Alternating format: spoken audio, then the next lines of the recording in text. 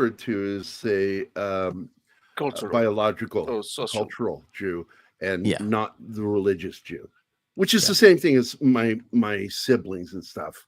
So there's a whole other argument we can do about this thing, but it's probably doesn't really fit with Rio Bravo.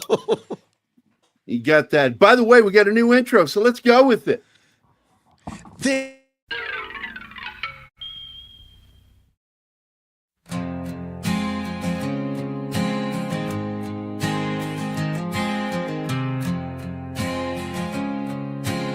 Nev.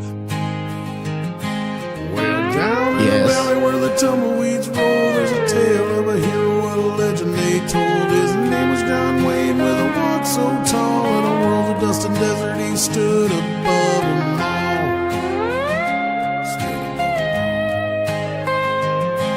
He rode through the canyons with a six-shooter's aim, a star in the sky, but on earth he's the same. The Duke was big as a mountain and twice as strong. God help the man who did him wrong.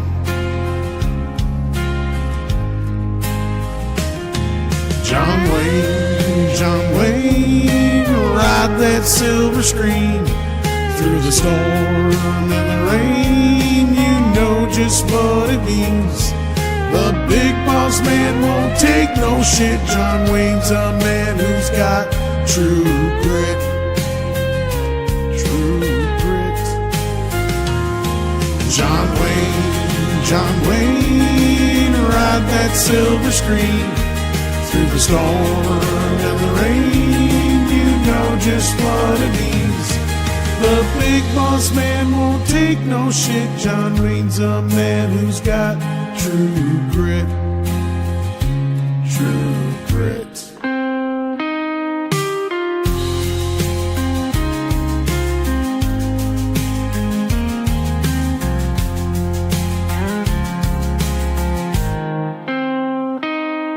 From Rio Bravo to Lobo, his stories unfold. A man of few words, but his actions bold. He fought all the outlaws and saved the day. In every frame he'd find a way. I don't believe that. He's not just a name, he's a legacy. And I kind of freedom, wild and free. Through the ages his myth will sustain. John Wayne the Duke, in our hearts he'll remain.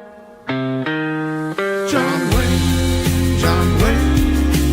ride that silver screen through the storm and the rain. You know just what it means.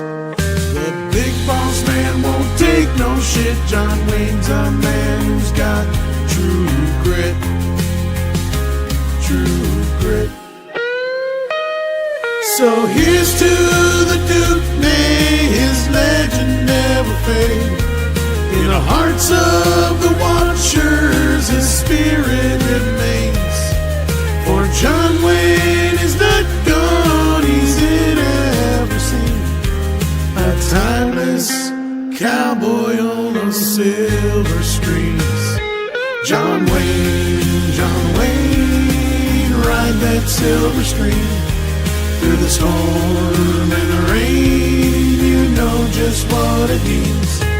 The big boss man won't take no shit. John Wayne's a man who's got true grit. True grit.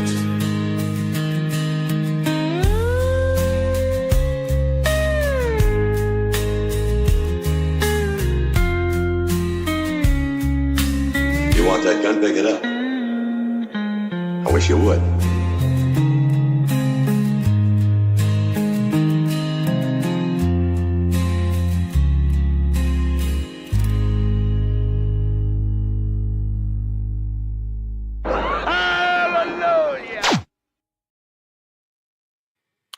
All right. I got so distracted listening to the song, I forgot to remove the graphic. That's Tom's new song.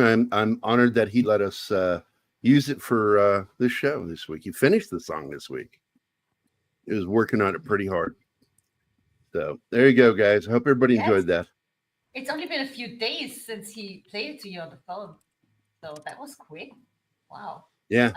And I apologize. I misspelled Tom's name. I forgot the S at the end on the screen. And he told me, I'm like, shit, man, that'll teach me don't do things at 3 o'clock in the fucking morning. But like answer tweets from me. Yeah, like answer tweets from you. I was like, ooh, Gary liked my thing. What the what? It's too late, Gary. Yeah, like go to bed. Go to bed. I tell him that every other day when I get up for work, and he's still all over Twitter. I'm like, dude, it's 3:30. Go to sleep. Yeah, I'm like, you're not the boss. Wait, you are the boss of me. Okay, never mind. I'll go to bed.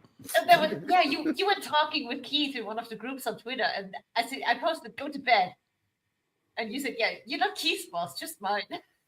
Yeah. Yeah, you don't get to tell him to go to bed. Because you get enough of that from Mel. You didn't think it through. You should have put on him an unremovable shock collar that you can zap him with the internet, with an app in your phone. Hey, Mel is great. Remember that weekend where we wanted to hang out and do stuff, and we just couldn't figure out or make a plan, and she just took over and was like, "Okay, we're going to this." He is. I'll tell you right now. I know Mel. Mel. She is a camp director. I'm telling you, she's a like hardcore parent. She just really has an idea of everything, and I get around her, I just shut the fuck up and just like whatever's gonna happen is gonna happen. Hanging out with these guys, it's really like she's the mother of the whole table. Yeah, she's like a din mother. Yeah, she is, and it's so funny. And one of my favorite things is when Keith screws up, she absolutely will fucking chide him. It's like so funny.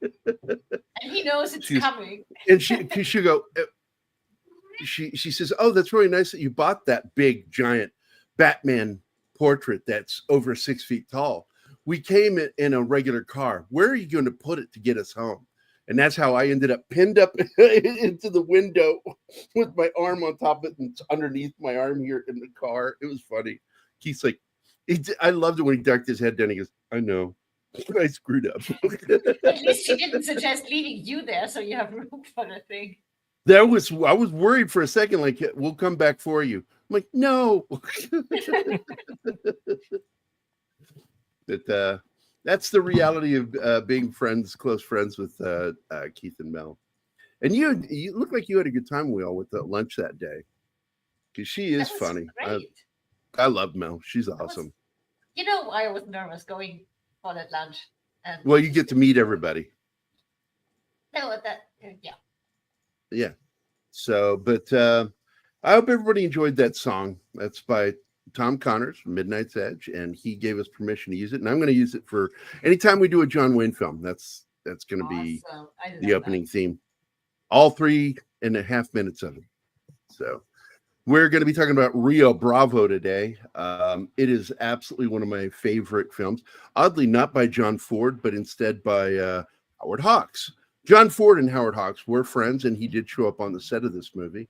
There's some great, if you go to IMDb, you can look at some of the great behind-the-scenes photos, which I may, pop some of those in later. But, hey, all just lurking and wanted to say hi. Well, hello, Willie the Monkey King's Music. How are you doing, man? I just followed him on Twitter last week. I had no idea I wasn't following him because, there's so many of our chat that's on Twitter. I try to follow them all. And he was one I just started following last week because he's in one of our group chats. And I'm like, oh, there he is. He said something and I clicked on his thing. I'm like, oh, I'm not following him. Well, I need to take care of that. And so I blocked him. No, I mean, I followed him. I keep finding out about that when people start following me and I click on that and then I see I'm not following back. I'm like, I better follow back. Oh, it's not abnormal, Tom. It's clearly from shooting at that location. like a majority of the people that worked on the film or that were in the film died of like non-squamous cell cancer. What about the location? What was the problem there? We shot the film at one of the nuclear blast sites. Holy shit! That's How not a could good they? idea. It was and- cheap. Well, I got to tell you, I think it is. Yeah. It was. I guess It was cheap. I'm laughing, but I'm not even joking. No, it's true. They was shot there because it was dirt cheap, and so many of the cast and crew got sick and fucking died. I told the story about that Russian director that shot on a location that there was deadly chemicals in the water, and it's what killed it. I remember. Okay, I would like to address that we have on our Rumble chat, we have with us Apple Eater with Rome, who is very excited for this movie. It is one to be excited about. Yeah, this is a great movie. I saw that movie for the first time yesterday, and I have some chosen words for it. Yeah, and I that's think the problem. I think I know what. Yeah, I think I know Problem. why. Oh no, I fucking love this, man. Oh, good. Thank God. It has a calm tension about it. The end was a relief for me because I spent the whole movie thinking somebody was going to die every 5 minutes, and specific character that I was, oh my god, here's when he died. Here's when he died. Nobody's killing Dean Martin Exactly at that time, dude.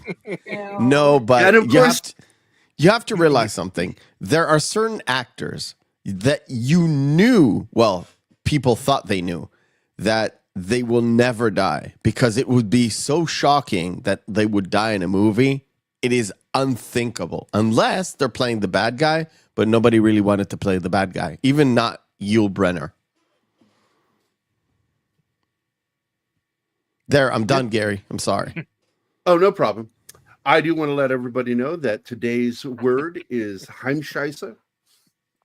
I learned this word today thanks to He did Andy not Morrow. learn it from me. Look at Meth. He knows.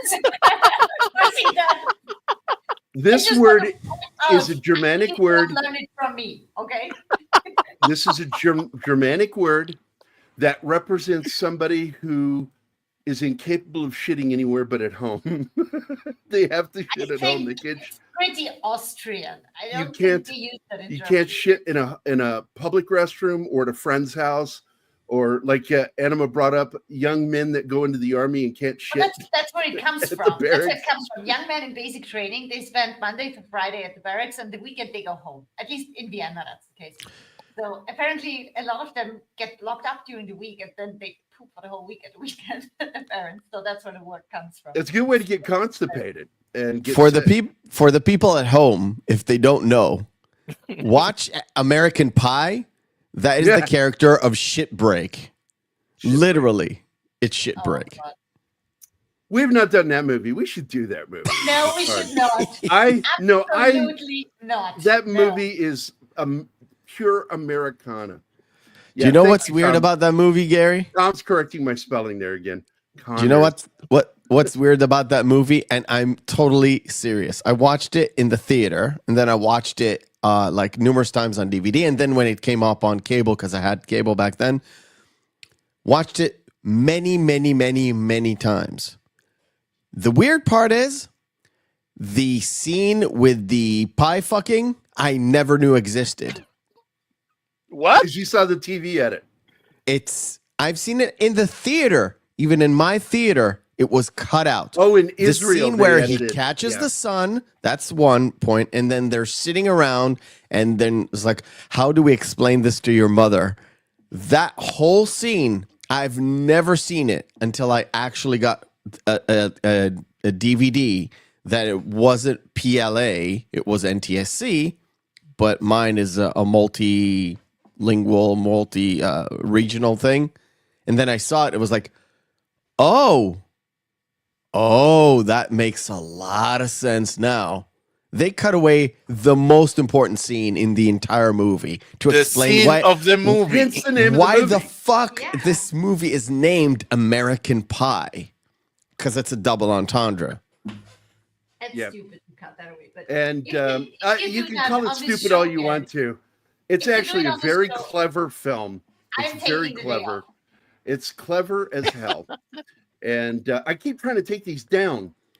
I never 'Cause they're made it really to that blocking movie, the and I screen. don't plan to ever watch it. So there you either go. take the banner off or something, because it blocks Mephisto. Oh, it's fine. It's okay. I'm I not don't like vain that. enough that you need to see my face. I'm going to see if I can raise this even higher Yeah, so well, we don't have this you need fucking to make problem. There. yes. There. I moved this up so it'll stop blocking your face. Because when you're talking, people need to see the expression on your face. So, but anyway, Doesn't it Nobody has lift, told me that. lift us when you have the banner up? No, it the banner should. just goes no, over. it's see now I can put this up and it's not covering your face. Usually what it does, because we're with circles. If we're squares, it actually it downsizes the squares a little bit and lifts everybody up. So the banner will be downstairs and you can see everybody. This one, though, oddly has been voted by many people to be their favorites to watch when people are in these little fucking circles. That's fine. So never seen American Pie. Look, if you don't like zany, crude comedy, don't watch that movie. It actually is how I became a fan of Sean William Scott. Wait, hold on. Because You're as telling me that Stifler. I have to watch it? What the fuck, And man? I'll wait until you're here. So that way I great. can Yeah, then he'll put force my me. thigh over your legs and you can't get up. And then you're like forced to watch it with me. Dude, you do But that, no, I'll I'm a never fan be of Sean involved William then. Scott, and if like his career, and he's a really good fucking comedic actor and a good actor, period. And it sort of bugs me that he doesn't really get much work. But now he is on Tim Allen's new show, Switching Gears, and he's the main mechanic in his shop in the show. So it's good to see him working. He got screwed really bad with Lethal Weapon TV series. That show is doomed. That final season is just absolutely doomed. Had too much bad press, and he came in there, gave it a shot. He was pretty good. It was probably the best season. And then they shit canned the show. Zax is here. What's up, brother? Hey, Sax. On it. Oh. Okay. And we yes, don't I agree with you, Tom. Crazy, playing with fire, working on that film. And yeah, they wanted it because of the red sand. And, Zax? from our heart. Hey, fuck you, Kyle. That's with love. Yes. Lots of love. So I was talking about Zax the other day with somebody else, and I told the story of how he was the producer on the show. And they go, "Really?" I'm like, "Yeah." I was talking, I think Leon is who I was talking to, because we had met on Zach's show. And he tried to follow me on Twitter, and he goes, "You have me blocked." And I went, "Really?" And he goes, "Yeah." I said, "Well, you troll a lot." And I said, when I first saw you, you said something just fucking moronic. And I did not pull punches. I was like, that was one of the stupidest fucking things I'd ever heard somebody say. And I just thought, you're just a fucking troll. And I blocked him. But as I hung out with him, I found out, no, he's a really nice guy. So I unblocked him. I said, yeah, we can follow each other and talk. That guy, I like the guy. He was on Toxic Tuesday this week. And I actually got to do the show. It was fun. But because I had to be quiet here, I had to hold the microphone right up here. And I talked about like this the whole show. But by doing this, I was able to say quiet things to Nick, and I broke him twice. You can go back and watch the show. You'll see me break Nick twice on that show. It's not that hard to break Nick. No, it's not. No, you say something fucked up like I do, and he can't talk for a while. Yeah. That's when he's broken. It's like making him laugh is one thing. I break him. Look, do the I same get it. thing to Keith. I have to admit, and Tom's in the chat. I get up in on Wednesday morning to go to work. Usually it's a day where I take the bus. I start my bus? day. I start my day preparing to go out with Midnight's Edge After Dark. When they kind of wrap up, I immediately switch to a Toxic Tuesday, especially if it's a movie that I kind of like and I listen through. It is very easy to break Nick. Yeah. But there are some mad savages on that show. So Yeah. I wish I could catch that show live, but it's so late. It's No, I so watch much it. fun I to watch do everything the on show. the replay. There's no way. It's the middle of the night when I start. Yeah, it's 4 for you. It's 3 for me when they start. 3:30 something. I don't have time to watch replays much. So I I do- stopped this for a reason, by the way, guys. Leigh Brackett or Leigh Brackett. That is an important name to nerds. Does anybody know why that name is important? No, I am younger than you. Everybody's Mephisto, younger do you than know? Gary. I've heard the name, but I don't remember. Anybody in If the you chat say want to it, I'll- say who it is without Googling it? No. Look, Here we go. No, I'm talking Here- to the chat. I'm I telling know. the chat, not the Google. Just so you know, it might come up in a movie that I actually really like. I am horrible with names. Like I know faces and I sometimes get the names correctly, but I'm really horrible with names. Same. And I've got a really bad memory for, to say, oh, it's the guy who wrote The Thing and he was also a producer when and where. But if you tell me, you're like, of course, it makes sense. Now, here's a fun thing. Leigh Brackett chose to go with that name because it's unisex. And it's actually a woman. Star Trek. Close. Yes, Slasher Fred, I'm going to get into that. Leigh Brackett is the woman who wrote the first draft of The Empire Strikes Back. And she was set to do the second draft and died. And so George Lucas had to find another writer and enter Lawrence Kasdan. Now So- I definitely know that name. Now, she is Because- best known from Westerns and science Because I did my Empire Strikes Back review a few months ago, and the name came up at the fact that she had to hide the fact that she was a woman. Well, But I back in the didn't put it in the. I didn't put it in the review. I did say that she wrote it with George Lucas. I didn't say she wrote the first draft because No, if she you know or don't the know, first Gary, finding resources that are like 100% correct is the most difficult thing online because you can find really good stuff on IMDb and really, really bad Well, stuff this on one is IMDb. confirmed by George Lucas. So I will tell you that. And this written was where? On Wikipedia? really- in an interview. No, it's in an interview. Then there's no way I'll find it. Yeah.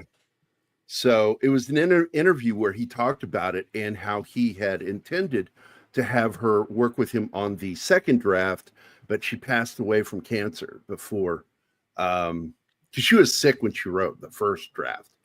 And she is a great writer. If you go back, go look that name up in on IMDb and just look at the slew of movies she was involved in writing.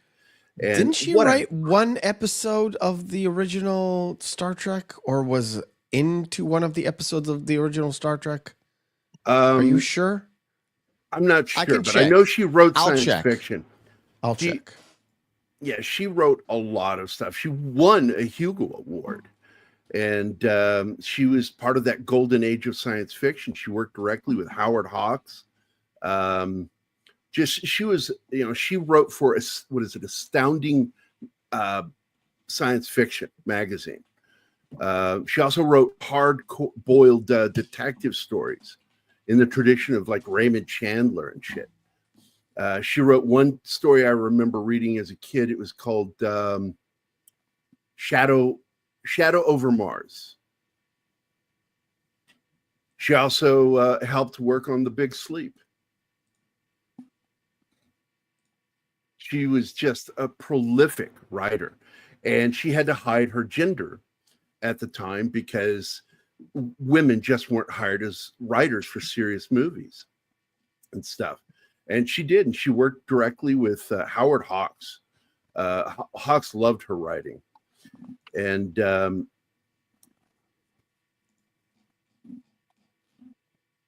Hello? Oh, shit. I'm trying to remember something. What?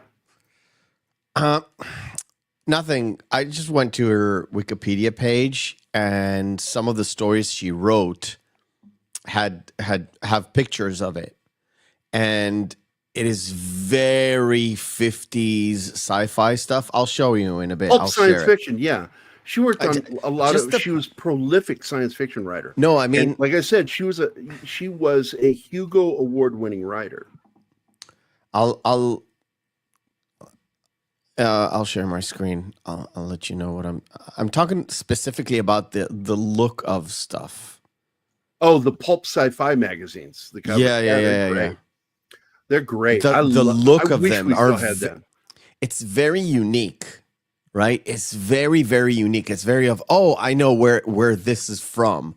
This is like 50s stuff. Yep. This is like, these are so great. These are so great. There are more. I had picked like the 3 that looked kind of cool to me. But yeah. They're very interesting. She wrote the screenplay for The Big Sleep with Humphrey Bogart. She wrote Rio Bravo, along with McCampbell. And she wrote Atari, which is another John Wayne film. Love that movie. She wrote El Dorado, ironically, because it's basically a remake of this one. And she wrote Rio Lobo, which is also the second remake of this movie. She wrote The Long Goodbye, which is one of my favorite off-the-wall Robert Altman films. It is Elliot Gould as private detective Philip Marlowe.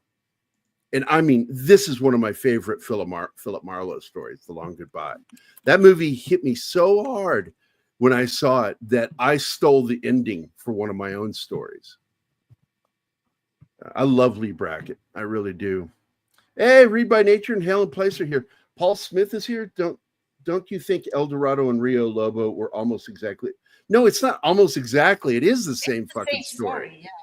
What he did was, and he took umbrage with people that criticized him, Howard Hawks, because Howard Hawks directed all 3 of those movies, and he says, yes, it's got some of the same elements, but it's totally different movies. And I'm like, no, it's pretty much the same themes, the same premise, and even some of the same characters. And it was like he was dabbling with his own filmmaking in order to see if he could make it better.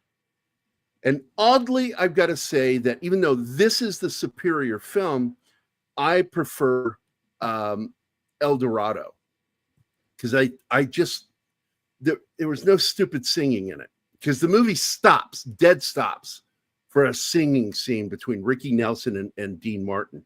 And don't get me wrong, I fucking love that scene. I love the way they sang it, but for me, Mitchum plays the character better, and he actually suffers harder in the film from what he's done. He's a drunk. Falling down drunk. I thought he's in this one too, though, right? I would say Red River is just as good of a film, but I consider The Searchers the superior for story. But Red River is a great fucking movie.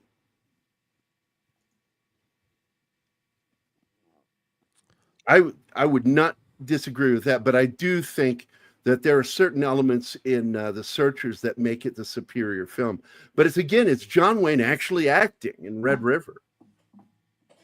He's a son of a bitch in that movie. You don't like him through part of it.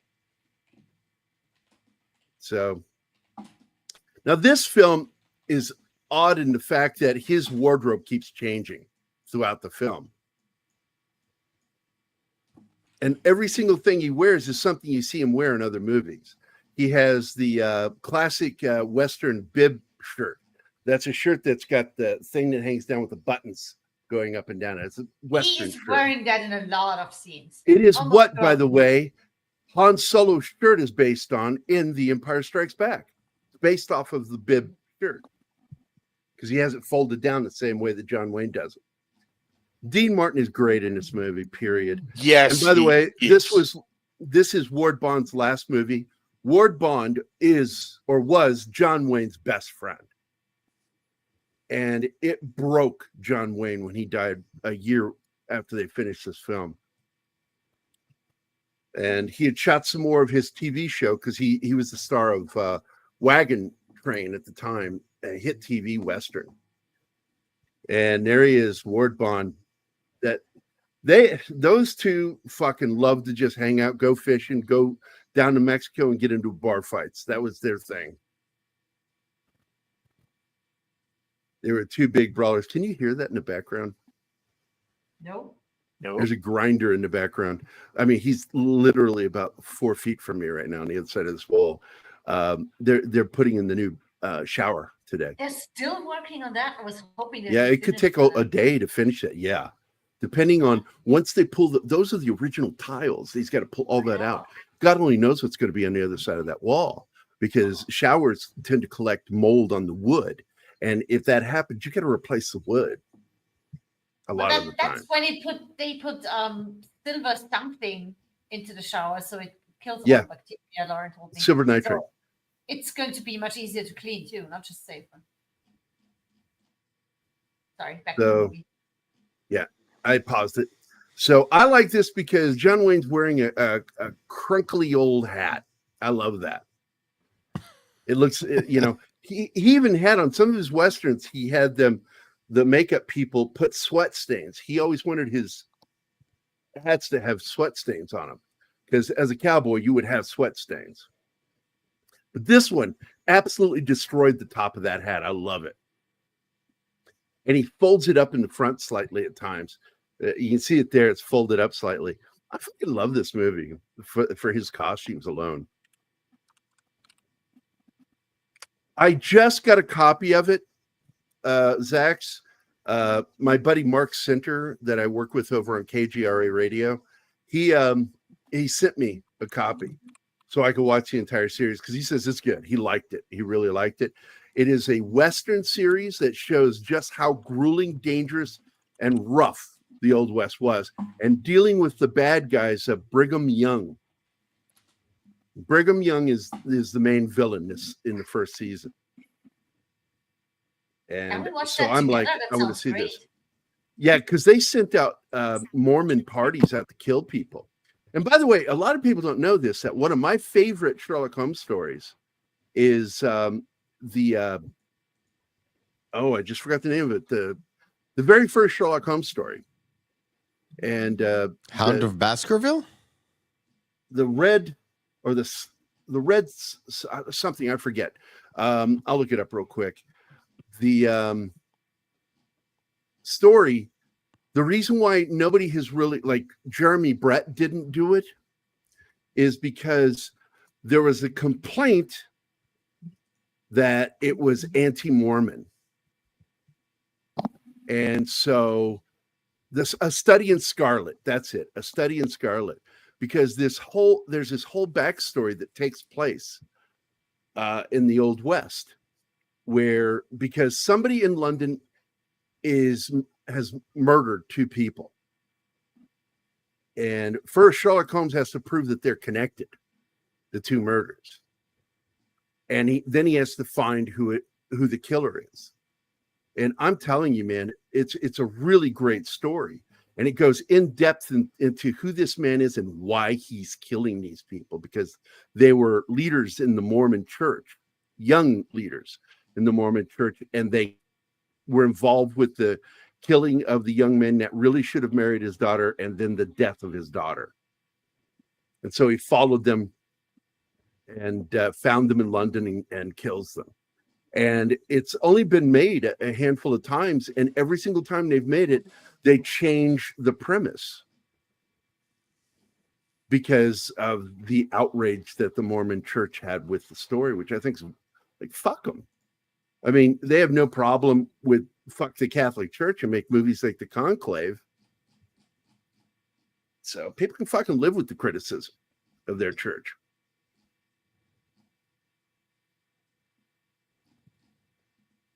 Not everybody, but I will point out that one of the villains in this movie, great actor Claude Akins.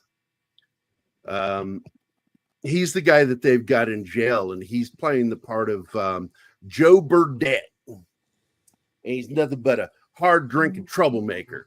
It's his brother that's, the rich guy that helps, bail him out all the time. You got some great actors in this film. And a singer. You got Ricky Nelson, who I don't think does a very good job, but fuck it. Howard Hawks makes him look good in the film. I don't think he's a very good actor. But Dean Martin surprised everybody at how good he is in this film. And the late Ward Bond. And of course, the great Walter Brennan is in this. That guy's an Oscar winner. Brennan won the Oscar for Inherit the Wind, if you guys didn't know that. No. And when you hear me do my old man, that's who I'm doing. I'm doing Walter Brennan. Yeah, dig it. He's my favorite character in this movie. Oh, he's so fucking good. I love him. Stumpy. Good old Stumpy. He's got a big old pronounced limp when he walks, which is something that was borrowed from it with Gunsmoke, if you didn't know that. He calls himself a cripple, so I was wondering, did he lose his leg or was it just stiff? They never explained. No, he's in other movies. It's a stiff leg, but he overpronounces it in this film because he hit it pretty well in all of his other films. Okay. Now in the third film, because he says you're good in here because you don't move around a lot, but out there you have to walk a lot and you can't do that. That's why I started wondering, did he lose it and has a wooden leg or something? So I want to point out something here. Also, I was about to say something. Now I fucking forgot what I was going to say. It was a trivia point. God damn it. Sorry. Anyway, this guy is so cool that his name is Pedro Gonzalez Gonzalez. That's his real name. Pedro Gonzalez Gonzalez. And he is a deeply Mexican. He is clearly of the Mayan heritage because of his height and the shape of his face and head. And he has the Aztec nose, too, on top of that. So he's deeply Mexican. And he is a profoundly good character in this film. I like that they did that. This is something that Ricardo Montalban pushed really hard, is to give better roles to Mexican actors. And so Howard Hawks is one of the first directors to really kind of do the same thing, as well as John Ford. And they tended not to hire American actors to play Indians too. But he's such a good character in this. But there she is. That is Angie Dickinson right there. Police woman. She was a TV star, a movie actress. Just fantastic. And I consider this one of her best films. This and Point Blank to be her two best films. And those of you who've never seen Point Blank, that's a Lee Marvin film. Yes, we'll review it here. And here we see he's going through the DTs throughout the film, which I think he gets part of it right, but there's actual physical pain that goes with it that Robert Mitchum nailed in the remake of this. Again, with John Wayne.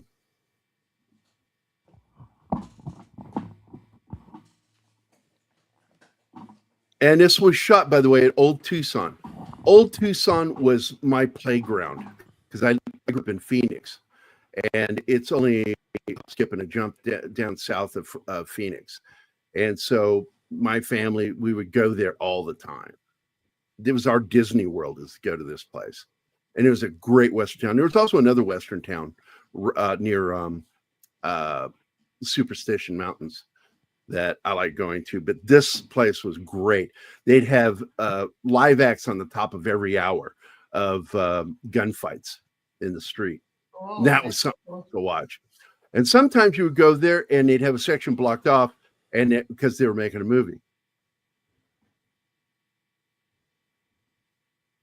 Look how short Dean Martin was, man.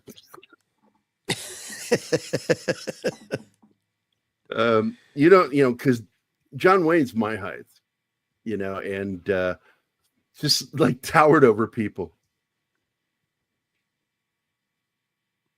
And in one of them, I can't remember which one, there's a scene where the guy goes for the shotgun, the bartender, and he puts his hand on the bar, and John Wayne's character fires a shotgun into the bar, and the wood splinters into his hand, and he pulls his hand up from the bar, and you see these splinters sticking out. And I just blew my mind that somebody did that.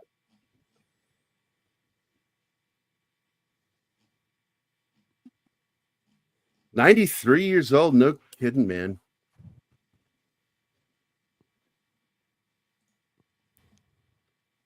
Yeah, she's something else, man. And I'm going to tell you something else she was apparently really good at: banging other actors. He really had a reputation. I've read books and I'm like, oh my God. But she banged the best. She banged all of them. Yeah, Sinatra was one of them that she was really? known to. Yeah. Okay. I've heard of other people, like much younger actors that she did. Oh, she was a cougar. She liked those young men. Gorgeous, though. Of course she got to pick whatever she liked. I love that when he goes, you get back over there and he goes, yeah, Dean Martin goes, "Yes, Papa." Man, a very dirty joke come up in my head, and I'm not sure if it's good to tell it. You're on Pop Culture Minefield. Maybe she had a pretty mouth. Oh. Now, so again, bad. So bad. I paused this again because he had 3 hats that were designed for this film, and this is the one that I liked the most, right there, because it folded up the most in the front, and it was so cool to see him wearing it the cavalry way. Which, by the way, the bib shirt that he wears in this technically is a design from the U.S. Cavalry. Hey, Vickman's girl is here. Who all is here? Let me go say hi to everybody. Tom Baker, of course, Tom Connors, Apple Eater with Rome from Rumble. Let's see, Dragon Ruse, Willie the Monkey King's Music, I, of course, said hi to him. Slasher Fred, I said hi to. Helen Place, Paul Smith, Read by Nature, and of course, Andy Morrow. Andy Morrow, because of Andy Morrow, this is our official word of the day. We did talk about it because it's a funny word. It's funny that this word exists. I think you could show the picture. What picture? Okay, what did I miss when I had to reset? This one? Yeah. Most young people will never know the beautiful voice of Luciano Pavarotti. And I'm impressed Mephisto knew who that was. It's Ron Jeremy? Jewish porn actor Ron Jeremy. Yep. Well, you should technically give the correct picture of that that German name. Or I don't have that one. I do. Okay, I'm Shipbreak. That's from American Pie. I remember that. The shipbreak. It's technically the same thing. It is. Guys who cannot go to the bathroom anywhere but at home, or women. Because I know some women that are like that. Not saying any names. And the rest is silence. Yep. Yeah, I love that fucking hat, man. That hat is why when I bought a Stetson, I took it to a hatter and had him steam it in the front. And I had that hat. We went fishing and I sat it on top of a rock to go do something. When I came back, it was gone. Oh, damn it. $200 Stetson. Oof. Ouch. Yep. Last time I spent over $50 on a hat. Never going to do it again. Just don't leave it on the rock, I guess. Well, I didn't want to lose it in the water. So you 'Cause lost I knew I was going to be going in. That worked. I was going to. It was in one of the deepest parts of Bennett Springs here in Missouri. There's Ricky Nelson, and yes, Ricky Nelson. Let me give you some trivia Little on that Elvis? guy. Little Elvis, yes, fits because he went for. They loved that look. He was a good singer, and he really came into existence because of the lull while Elvis was in the army. And that's when Ricky Nelson came up in the 50s. The way And they so he spell it, became, absolutely looks he was a like him. teen idol. Everybody fucking loved him. He was a cute, I mean, he was good looking, had the big puffy kissing lips, and he did that little snarl thing with his lips, like Billy Idol. Like Before Greta? Billy Idol. Yeah, in fact, by the way, with Billy Idol, a lot of people don't know this. His snarl, the thing he did, was because one of the members of the band didn't like it. And so he just started doing it all the time. Like, don't fucking tell me what to do. And it became his thing.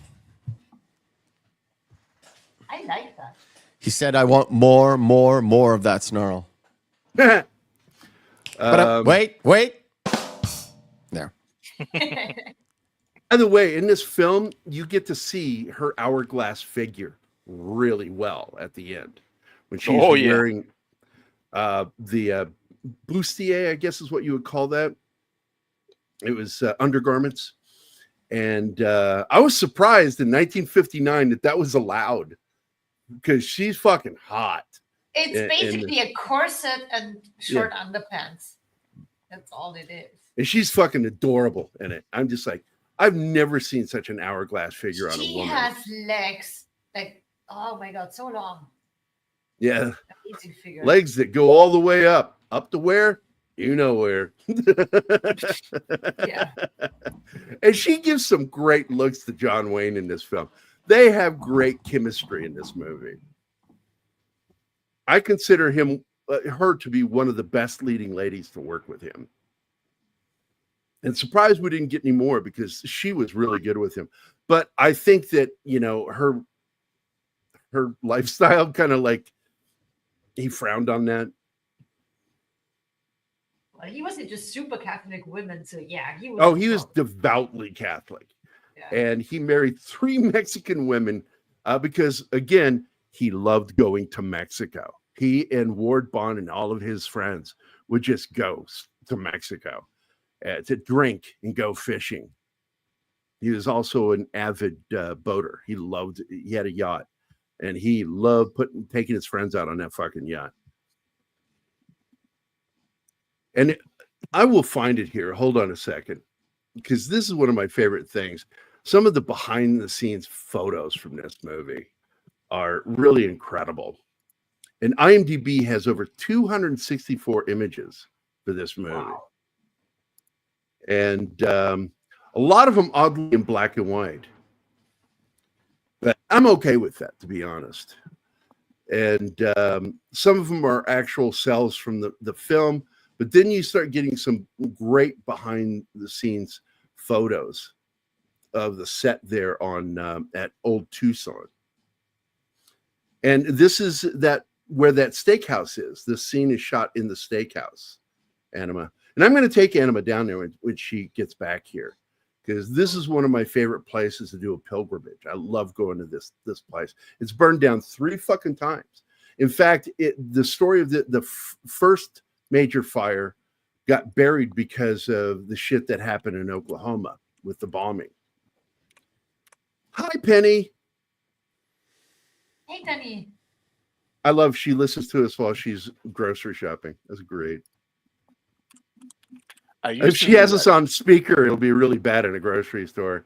Fuckity fuck fuck fuck. Dude, before I was part of the channel, I used to hear you when I was shopping on Walmart. Really? Yeah. I'm Oh, not man. surprised. These kind of shows, I listen to these kind of shows all the time while I'm Well, we're doing really other technically- things. We're technically a podcast. We just do it on video, so it's called a vlog.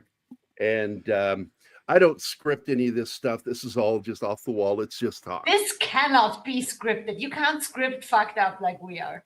That's impossible. You can't That's all life You really- spontaneous. you really can't scrape fuckity fuck, you know? Yeah, exactly. And you know the funny part, when Craig came on as our producer for a bit, he got so frustrated with that because he wanted Keith and I to script this stuff. And Keith and I are just so knowledgeable, we don't need a script. So we would just talk about stuff and we could just talk off the cuff. And it frustrated him because he is used to working on scripted television shows and movies. And just, it's not going to happen, you know. But Besides- I do want to point out this scene here is such a powerful scene because this is when the guy assassinates John Wayne's character's best friend. And it's John Wayne's actual best friend, Ward Bond. You know, he gets murdered.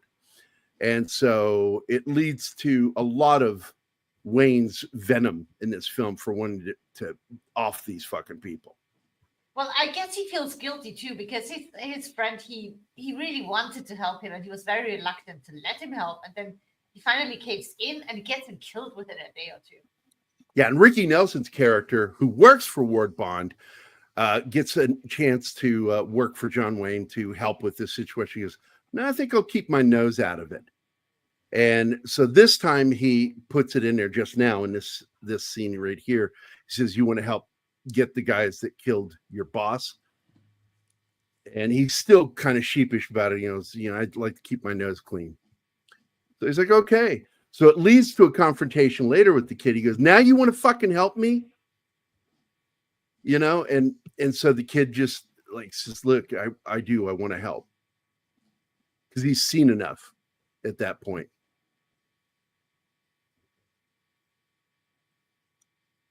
Dean, though devoutly married at the time, absolutely, I think he cheated like crazy.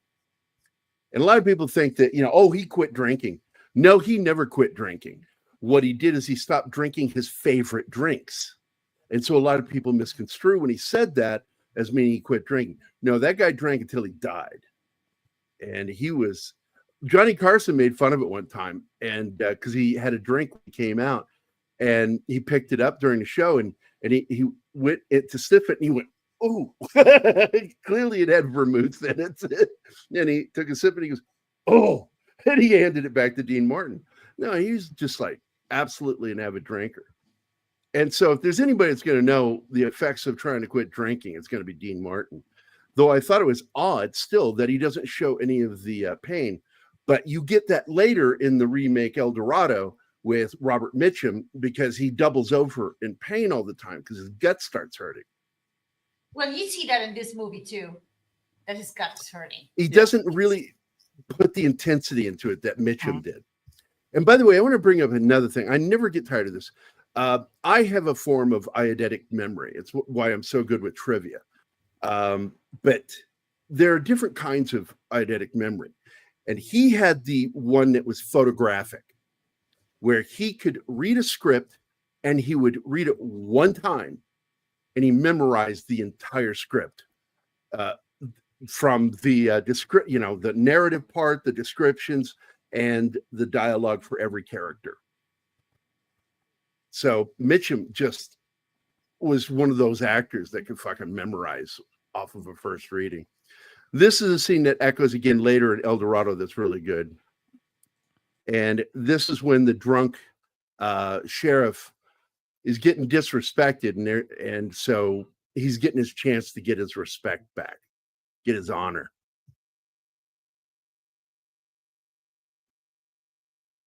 And of course, they know that a bad guy has run in here and they've winged him. And all these guys, especially that guy right there, says, nobody came in here. And he gets the punishment at the end of the scene. Like, you lied to me. and the guy is upstairs, and it's one of those classic moments when he goes over to the bar and he's walking down the bar with his hand on the bar, and you see a beer mug, and he turns to look at that beer mug because he wants a beer, but then when he sees the beer mug, there's blood in it, and that's when he does what he does here. He acts like he's about to leave and then spins and shoots the guy because he knows where he's at. In it, and some blood drops are on the rim, and he keeps looking back at the glass, and it gets more and more blood, and that's how he knows the guy's up there bleeding. See the wet stains on their hats. I love that, showing that they've been out. That's the Old West, man. You get wet stains there; they're permanent. You're staining the hide that's used for the hat, usually cowhide.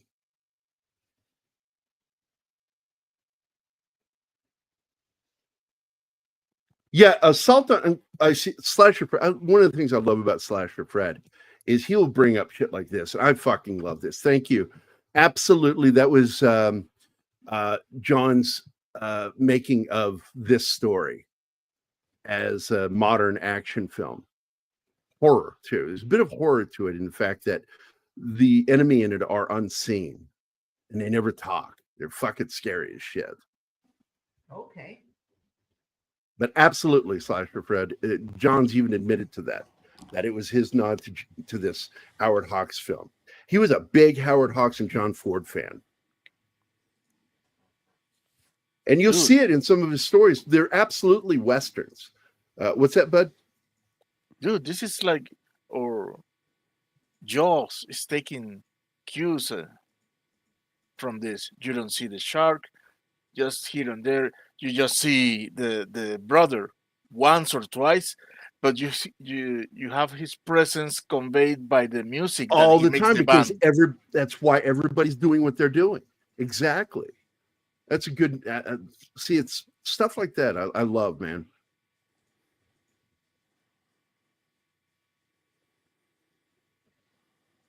I'm looking to see. Oh, poor John Vernon. Yeah, I love John Vernon, dude. You'll hear me talk about that guy.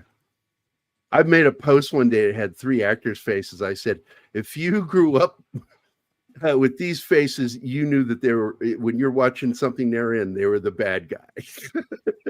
Dude, and that's why I love so much I'm Gonna Get You Sucker. The moment when he says, what, do you think I am above to an exploitation movie? Yeah, I know, right? I love the meta jokes in that movie. I really do.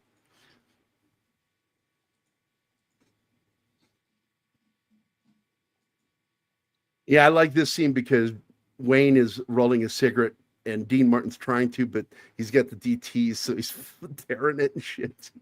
And then John just hands him a cigarette. There you go. And by the way, they show packs of cigarettes in this, but the packs are made up of cigarettes that they roll, and it's a little box.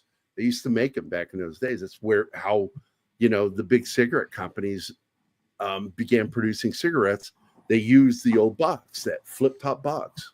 That was before there were commercial cigarettes. I had one of those boxes.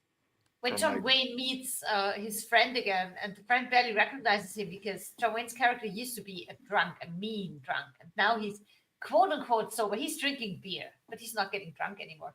So I think that's one reason why he's so sympathetic of his assistant. He fucks up and he keeps getting drunk, but he knows that he fucks up and he wants to get away from it, and he's just. Well, he's also ashamed of himself, too, that he let himself go. And again, it's hinted at in this film that it was over a woman. No, it wasn't hinted. It was explicitly said. Yeah, it's not like it is in the second version of this film.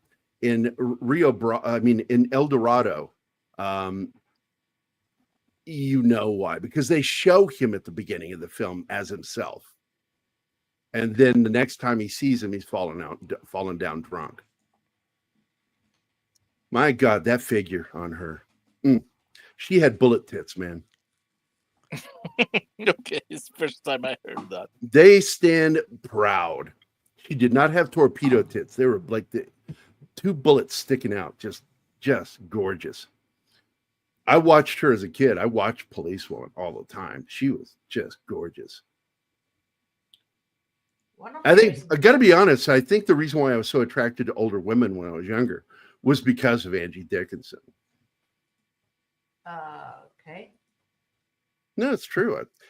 It's like this. It's like when I was younger, women were older, and I would go out with them. And then as I got closer to their age, the age didn't change. Yeah. Yeah.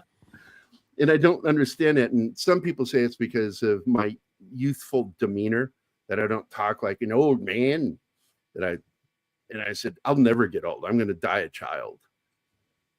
It's my favorite joke about that is director Josh Becker said to my face, he says, you got a juvenile sense of humor. I said, your face. Well, it's a fact that Gary turned 7, and from that point on, he just grew.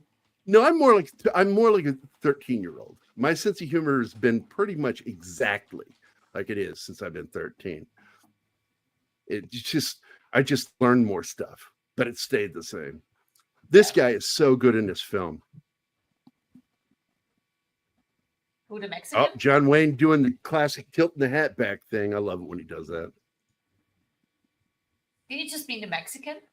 Barbara Eden. Barbara Eden. Oh, mama. Every single young male I knew was always watching that show to see if they could see her navel. And it slipped a few times. The censors didn't catch it because at that time they weren't allowed to show her belly button. Why?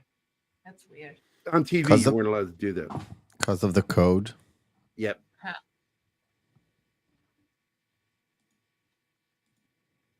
So John Wayne is the one who popularized the neckerchief. And other actors would emulate it. Heston even did it. Wearing that, a very masculine thing to do, to wear that neckerchief, especially the way she did. And there's a reason he wears it, is for sweat. What's that, Miff? Usually it was yellow, right? Typically it was yellow. This time it's white, tan. but it's tan. Yeah, tan, right? White. Yeah. But John Wayne also wore light blue too. Well, with cowboys, these were colors that really look good on him, like the burgundy red of the cowboy bib shirt that he's wearing there. Can I say something about that? Yeah. Because they are wearing the neck on the front, but when they are on horseback and riding, they would turn it around and pull it up over their nose to protect the breathing from the dust that the horses bring up. That's the main reason and purpose of that piece of clothing. Again, I want to point out just how gorgeous she is. She's giving him shit right now. I like that when they show irritation between men and women when they're attracted to each other. She is playing with him. It's great to watch. And he doesn't know what to do when she's doing it. Nope. And it's great. It's weird. I had the same bib, but it was black. They're good shirts, man. I've always wondered. But they don't make the bib. Oh, the bib. You just had the bib. Got you. The handkerchief. Oh, the neckerchief. Okay. Yeah, I used it when I was an APC commander. You have to use one, otherwise you'll be like dusty as hell. Hold on. What's this? I guess they gave up by time. Yeah, with the navel. Oh, the neckerchief. Yeah. No. It fell out of fashion. The belly buttons. Oh, the belly buttons. Yeah, it was only in the early 60s and to about 66, I think, that happened. And then after that, the censors kind of gave up on it.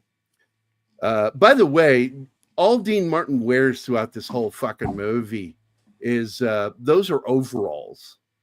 I mean, not overalls. What do you call them? Underwear. The long johns. Long johns. Yeah.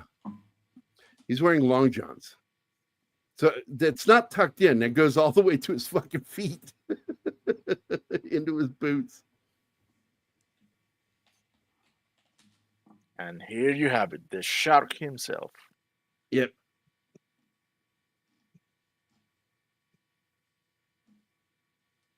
And that's an actor that I love the name so much that it's the character in Vindicated. John Russell is his name, the actor. I love the character's name. I have a best friend that I grew up with, John Russell, and then of course this guy. Barbara Eden is still alive. Yeah, Yes. she's in her 90s. 93. Yeah, and Wow. she's still, damn it, she's still pretty. Pretty. She's got some work done, but okay. I think she had some skin pulled back. Yeah. No cheeks. You can tell. Puff the You can cheeks up. tell if any woman had stuff done in her face, regardless of which operation. If you see the cheeks pop out a little bit, then you know stuff was done. What freaks me out is when they think that it makes them look younger when they stretch their skin back. Yeah. They pull it back. I'm like, fuck off with that shit. The one that freaks fact- me out is when they have the fat removed from under the cheekbones. That's just Yeah. In fact, and that never comes back. Martin, what show did we do last? What movie was that we did on Wednesday? There's an actor in it that you can see in one of the frames that we, and I looked at it and I Hamlet? could see It was Hamlet, there were yeah. wrinkles here on one of the older actors, and it surprised me. No, it was the one before Hamlet. What was one we did on Monday then? 'Cause it was this week. Monday was Battleground.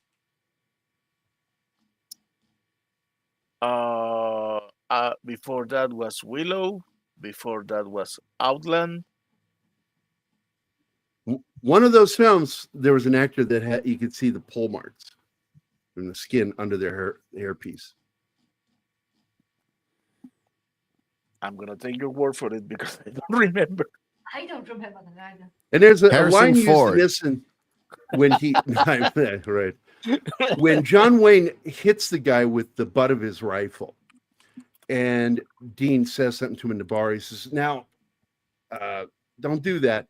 He goes, "Oh, I'm not gonna hurt him." That is echoed later in El Dorado, or is it Rio Bravo?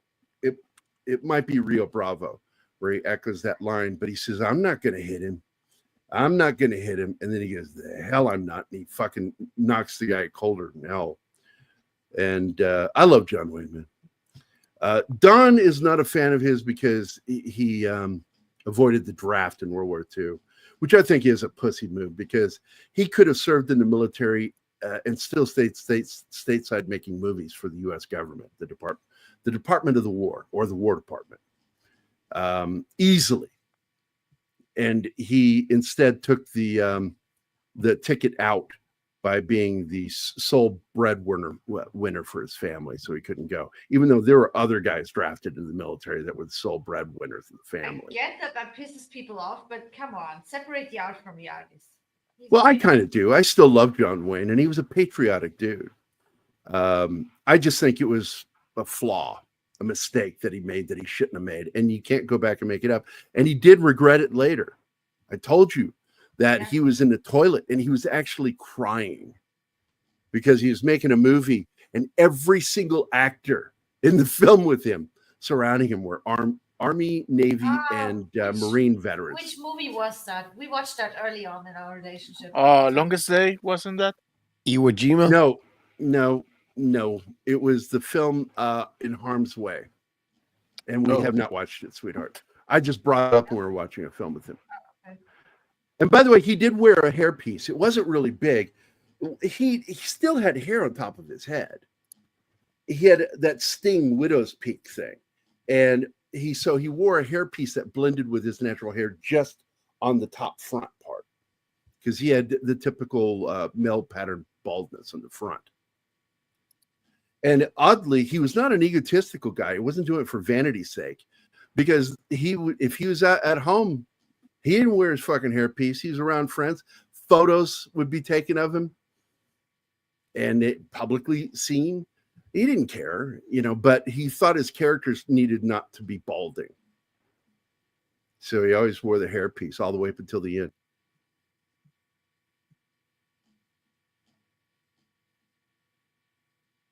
Yeah, she's striking, I tell you. And she's a really good actor.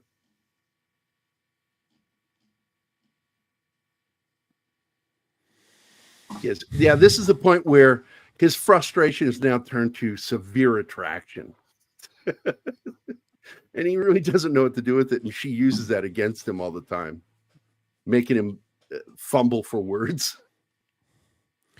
Yeah, Chuck Heston had the same thing. You're saying, I hate you so much. I have to make love to you. Yeah. As we I'm saying it mildly. that as is grudge fucking.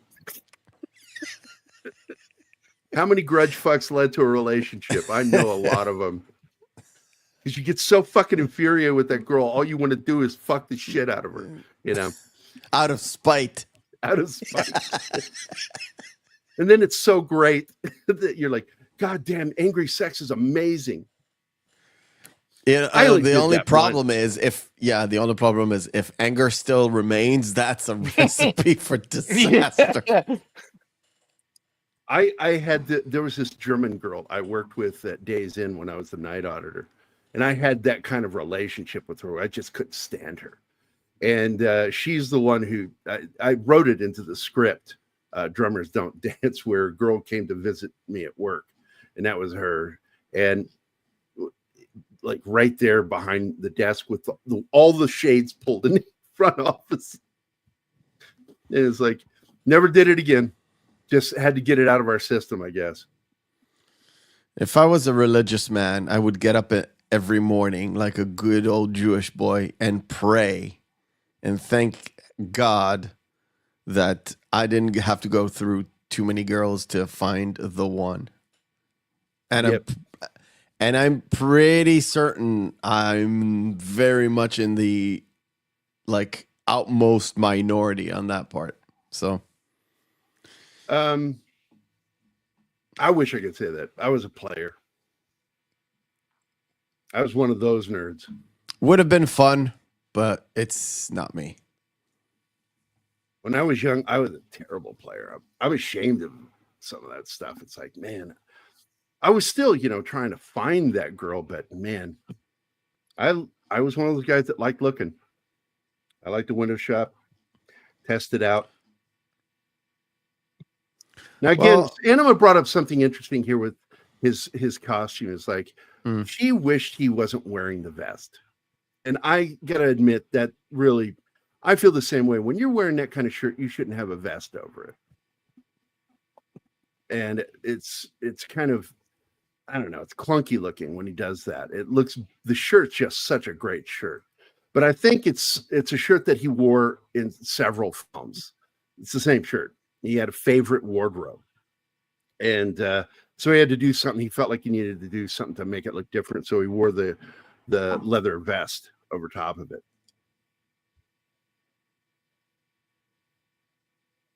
Absolutely, Gambit. Yes, fantastic. And I don't know why he felt like he needed to try to remake this film twice to get it better. He did do some things better in the second version, El Dorado. The third film, it flopped. It made its money back, but that's all it did, is it made its money back. Now, and Howard Hawks had the nerve to say that, blame John Wayne for it. He said that John Wayne he was past his prime and he didn't want him in the film, but due to the producers had to have him in the film. And it tanked, and he blamed John Wayne for it. And of course, the response to that is a simple, well, then how come every film he did after that made its money? Right? Mm. So Howard Hawks I think he's kind of an asshole for some of the things he said. Like the argument he made that he didn't remake this twice after this. That's bullshit.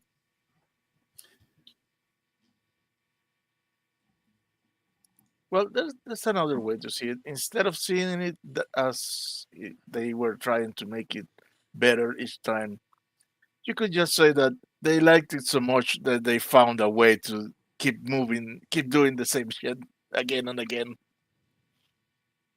Right.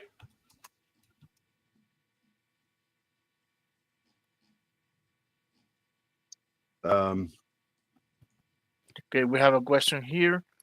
I don't know. Maybe you know. Were John Wayne and Heston friends? They they had a complicated relationship. They had admiration for each other, and both were conservatives, but they were different kinds of conservatives.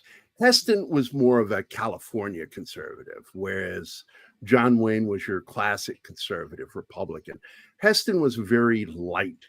I would say Heston was more like me. Even though I have become harder conservative because of the insanity that's happened over the last 2 decades. Before that, my conservatism was I was very socially liberal and fiscally conservative. And now I'm grown more and more conservative because I'm sick of stupid people and saying stupid shit like this is reality. It's like, you can fuck off with that. I didn't serve this country to defend people like you. So you're out. And Heston was more like what I was when I was younger. And they didn't get along for that. You get along because of that. But they had great admiration for each other. I mean, you got to look at another actor who's very socialist liberal, Kirk Douglas. And yet he and Wayne got along great. And they loved working together. Same thing with Mitchum. And in fact, a lot of people don't know that Mitchum and Wayne were such good friends. Same with Lee Marvin. Lee Marvin and Wayne were great friends. And so much so that Wayne worked with 2 of his kids. And one of his kids ended up being part of the John Wayne posse that appeared in movies. But then some politics got into a conversation one day, and he said something he shouldn't have said to Wayne. And Wayne is one of those people that once you piss him off, he'll forgive you, but he'll never work with you again. And that happened to Mitchum's kid. That is a great scene. She's trying to get him agitated because she's taking on a job, bartending. And she wants him to get mad and say, no, you shouldn't do that. And nothing, just nothing. She's been, she has always wanted a man that would want to take her away from that life because she's doing what a woman has to do to stay alive. She's on her own. But she wants a man that doesn't want that. And that was a problem with a lot of the women that hung out with the Earps, because I'm just going to point this out. The Earp brothers all married hookers. I shit you not. That's what they were. Well, not that they had some much from where to choose from. Remember? Well, they worked. They were guys that ran card games in bars, and even when they were lawmen, they always played faro, and that was the women they saw. These women that worked in the bars, and all of them were like that, except for finally Wyatt. Wyatt fell in love with an actress, and she in turn fell in love with him, and they stayed together until his death. And then she never dated or remarried after he passed away, and visited his grave almost daily. Oh, that's romantic. So she was his huckleberry? Yeah. My problem there, okay, if you see the vest on Dean Martin there, it's so fucking shiny. They should have given him a suede vest or a matted leather vest. It's so reflective that it makes it look like plastic, and I didn't like that. Patrick's been in movies all the way back into the early 50s. She wore a yellow ribbon, I think was Patrick Wayne's first movie. Yes, he's part of it. The whole family does that. In fact, his grandson played the Mandalorian, and he's still, after what's his name left, it was set to take over playing the Mandalorian.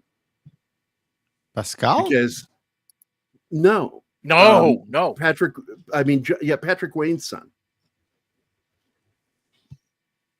and he carries on the tradition of being into guns and westerns.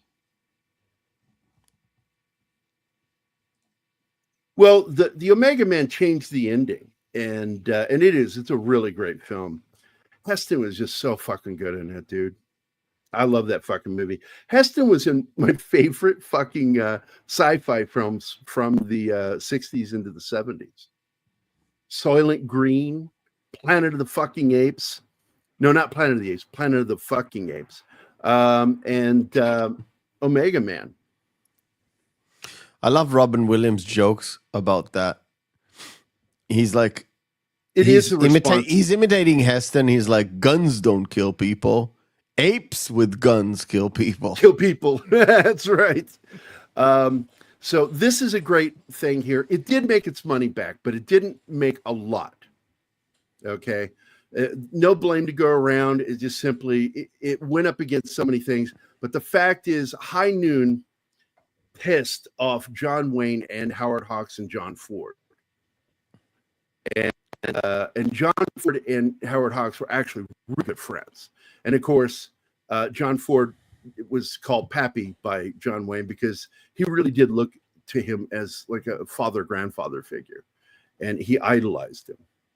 And they did not like High Noon because it was written by a socialist and defending socialism and showing how they felt they were during the HUAC period when they were going after socialists and communists and liberals in Hollywood and McCarthyism. But I'm going to tell you something. McCarthy wasn't wrong. No. And you can talk about, some of his decision making all day fucking long. You can. He wasn't wrong. And we're seeing it again in Hollywood, which is why I think it's great that Trump has named Mel Gibson, Sylvester Stallone, and I just forgot the other one. Three of them. Mel Gibson, John Voight, as his ambassadors to Hollywood, to basically keep an eye on Hollywood and try to help them go in the right direction instead of constantly making the garbage that they make. That's clearly socialistly left. They're too old, man. Yeah, the House Committee on Un-American Activities, HUAC. Yeah, they were absolutely onto something because there has been a passive attempt since really the 30s to convert the United States to communism. In fact, one of my favorite John Wayne films from the 50s that introduced us to just forgot his name, played Matt Dillon in Gunsmoke. It was the alien in The Thing. Oh my God.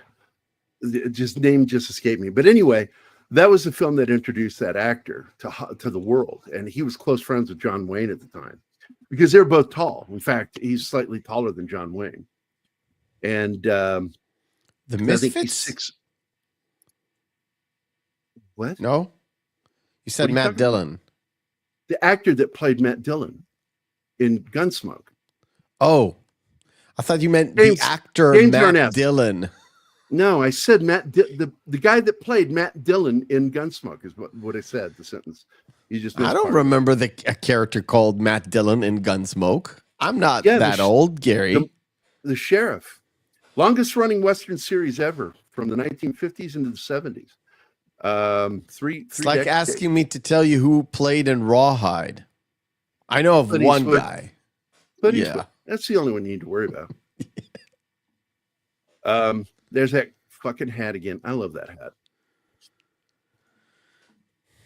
So this is John Wayne going up against a pretty much gangster in this town. Yes, he does. He's a conservative light. He's like what I consider my stilf. I think that Gary Sinise's conservatism is close to what I am.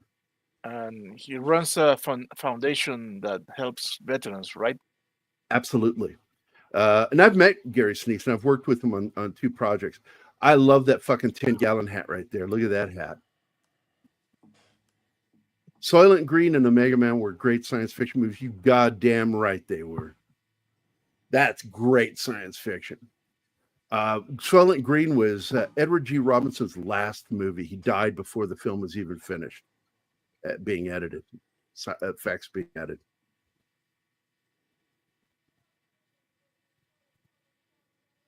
Yeah, Matt Dillon was, and I like Matt Dillon, by the way, as an actor. His brother, I can't stand his brother. Who's his brother? He's in one of my favorite sci-fi horror films from the 80s, the remake of The Who is Blob. he? Who is his brother? I forget his file. It's Dylan. Some Dylan. You son of a bitch. No. Dylan, you son of a bitch. Oh my God. This is a great scene with him. And he gets so frustrated because everybody thinks I'm useless. I ain't useless. Dude, when she Stay has in the her, fucking jailhouse. her I don't need you breakdown out there. after the What's- shoot. When Oh, she yeah. has her breakdown after the shooting. Oh, that scene was. Yeah, a lot of people don't know that, by the way, Larry. I talk about it all the time. James Arness and Peter Graves are brothers. And Graves changed his name. I think it's from his mother's side of the family and took one of their names because he didn't want to confuse people having two Arnesses working in Hollywood at the same time. But what's interesting is after, and I talked about this when we did Battle of the Bulge, because Arness, that was one of his early films. And he, when he got wounded, it was so bad they had to ship him back to the United States to continue doing surgery on him and to allow him to recover. And his brother came to visit him. And his brother got into films right about the same time. And he didn't want that confusion to happen. So, but they were very close brothers. And you wouldn't know it because you never see much about him. Same thing with Warren Beatty and his sister. You guys know who his sister is? No. Nope. She was in The Apartment. That was her big break. She was in another film with Jack Lemmon. She worked with Jack Lemmon several times. What is Shirley MacLaine? Yeah, Shirley MacLaine. Holy And, shit. No. A lot of people don't know they're siblings. That's Warren Beatty and Shirley MacLaine. I never knew that. Mister, why are you not here? Mike, hey buddy. Yeah, Mike. I was in your Stop chat. fumbling Why around are the you chat. not on our show? I'm going to tell you See, something. I know you guys do is that in- to me all the time. Sometimes Yeah. you can't be on the show. Yeah, Well, I fuck do that you. to people. We're going to ask anyway Yeah, because sometimes it gets you on the show. that's right. It's like Monday afternoon for me. It's like, why are you on your show? Because I'm cooking dinner for my kids, showers and shit. If I don't crack the whip, nothing happens. Oh, it'll never. We are never going to see McCarthyism from conservatives ever again because we learned our lesson. But we've seen it recently, the other way, politically. Heston cried for real at that scene because he knew Edward G. Robinson was dying. Yeah.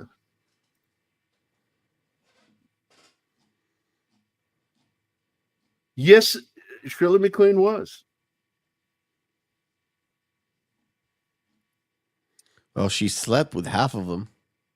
Yeah. In fact, I think she slept with all of them. Maybe not Peter Lawford. Maybe not Peter Lawford when he was in. Wasn't Peter Lawford gay? No, he was married No? to a Kennedy, which is part of the reason why. Let's face it. Which Kennedy? It was woman. But I think she was actually, what do you call it? Like, what's Schwarzenegger's ex-wife, Schreiber. I Oh, think she might have was been a Schreiber? Maria. Oh, okay. But they're Maria still Schreiber. part of the Kennedy family. She Yeah, was part yeah, of the yeah. Kennedy family. And it was the final time. Yep.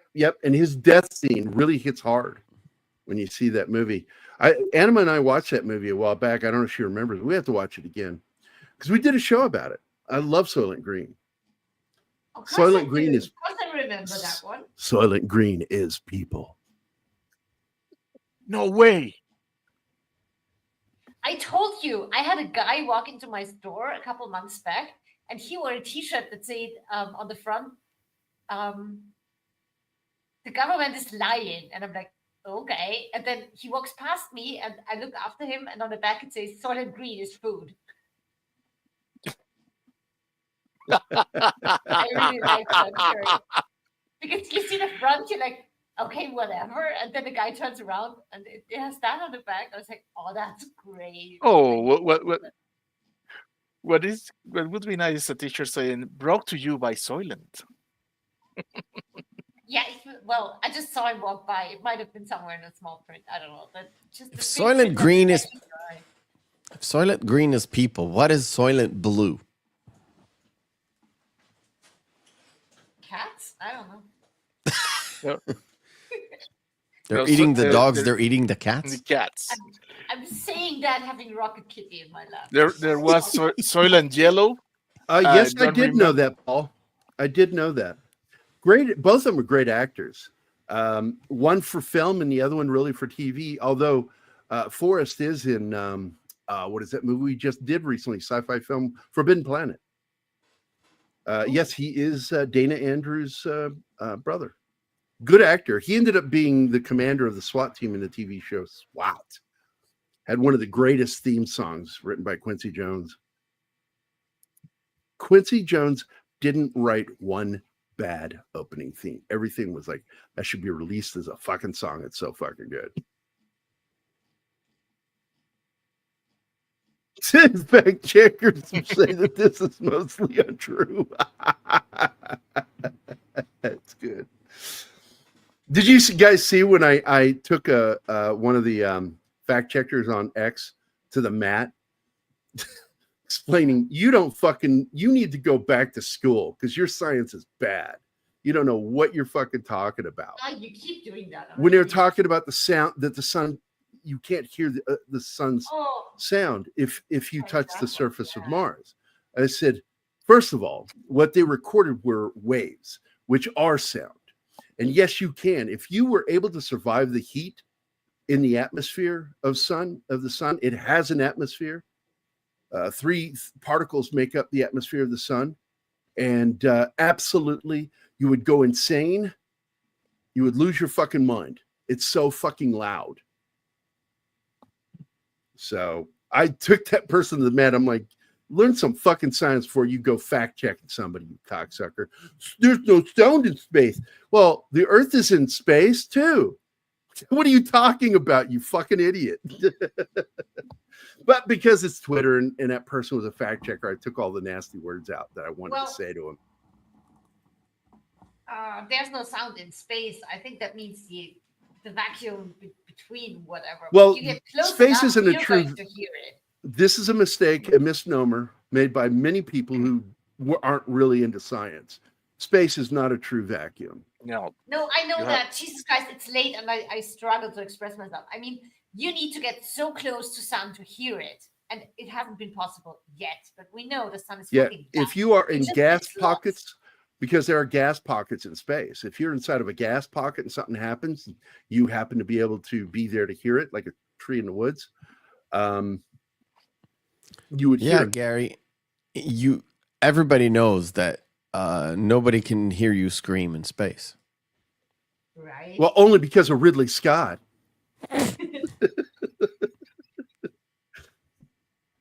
Okay, Dean's about fucking had it at this point. And I love the way he gets, because his hands are shaking really bad. And he's like, I can't be. And Wayne's getting tired of fucking coddling him.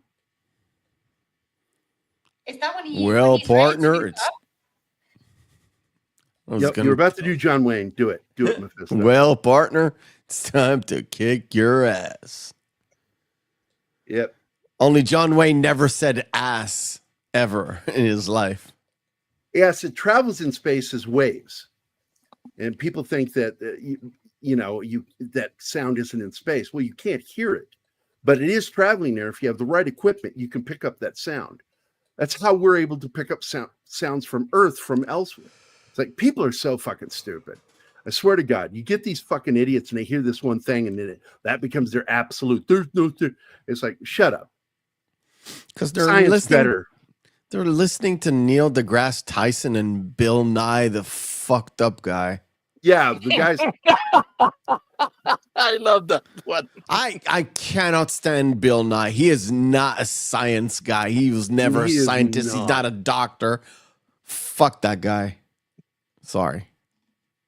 No, I'm right there with you, man. I can't stand him either. And both of them turned themselves into political mouthpieces and Fucking tried idiots. to spread that climate stuff. And I'm like, you can fuck off, dude. I science for real. In fact, I sat down for 3 years to write a script back in the when I was in the Army, and I handed it over to a medical doctor friend of mine, and he read it and he goes, "What you did here is horrifying, and it's really based on real science." And he says, "This creature that they create in this story would be horrifying. That its entire body is made up of I just forgot the word now for irregular bones, and it's not exoskeleton because it has a dermis over it, but the bone is over the musculature inside the body. Endoskeleton. It's technically exo in the fact that it's over the thing, but it is endoskeletal because it's under the skin.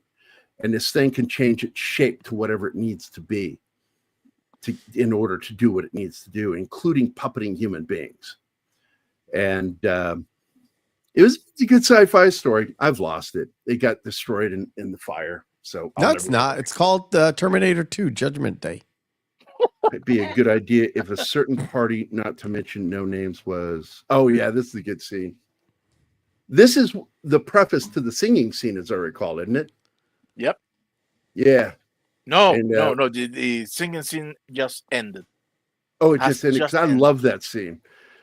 Even though I think it's weird in a Western, I still fucking love the scene because I love hearing Dean Martin sing, and Ricky Nelson's got a good voice.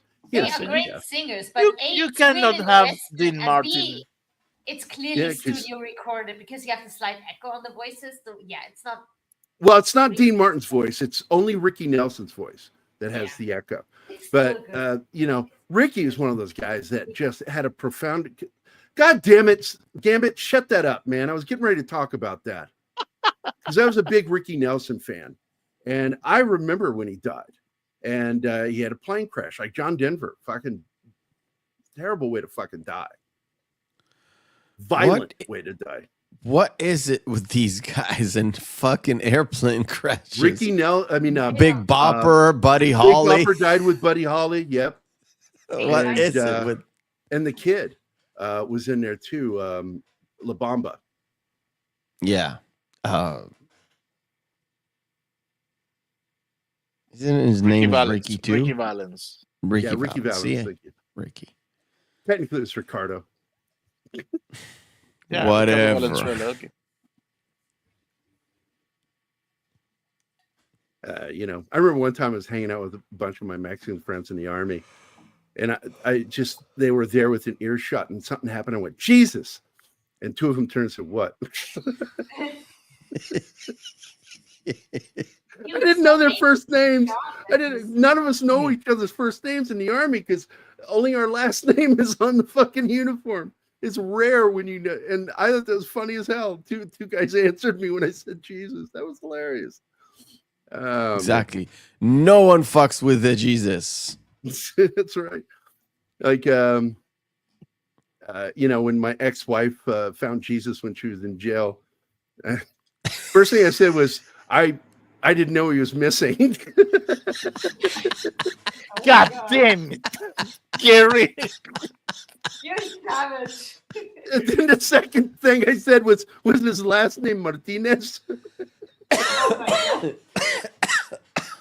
Martinez or Rodriguez? I'm an asshole. I'm telling you, I could say some really vicious stuff just like that. Just popped into my head. Yeah, well, I love this. Dean Martin knocks him down twice in this fucking movie. First time, sucker punches him with a log. Fucking hits him in the back of the head. And this time, it's like, God, he tells him, he says, that's twice you hit me. You ain't doing it again. Because he's letting him get away with it because he's going through. You don't do it again.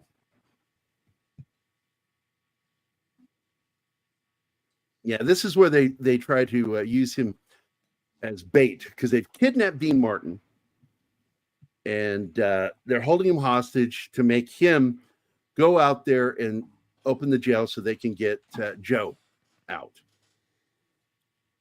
This guy, I look at this guy and I'm like, that guy's gonna fucking die because that guy looks like somebody that needs to die. And the guy behind him, man, wow.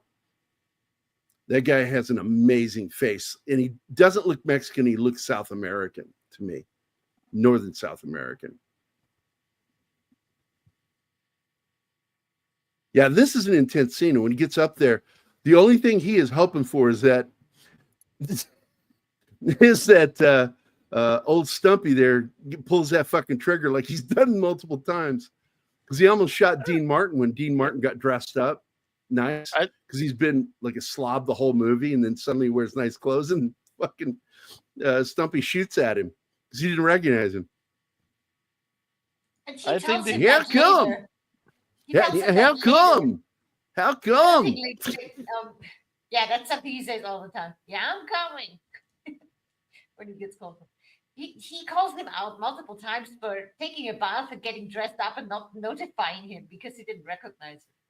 And he did complain though early throughout the film. You know, he complained about his smell. Oh yeah, You'll catch it in little nuances. He didn't recognize him, and he didn't stink, so he had no idea that it was him. It's funny. They pretty much took the whole, the Mexican family, took them hostage. There's some dirty baseball in this movie by these bad guys. That's why you just don't feel bad when they start getting wasted. The Mexican dude is so funny when he tries to explain something, and John Wayne is just trying to get to the point, and he's like, no, let me explain, senor.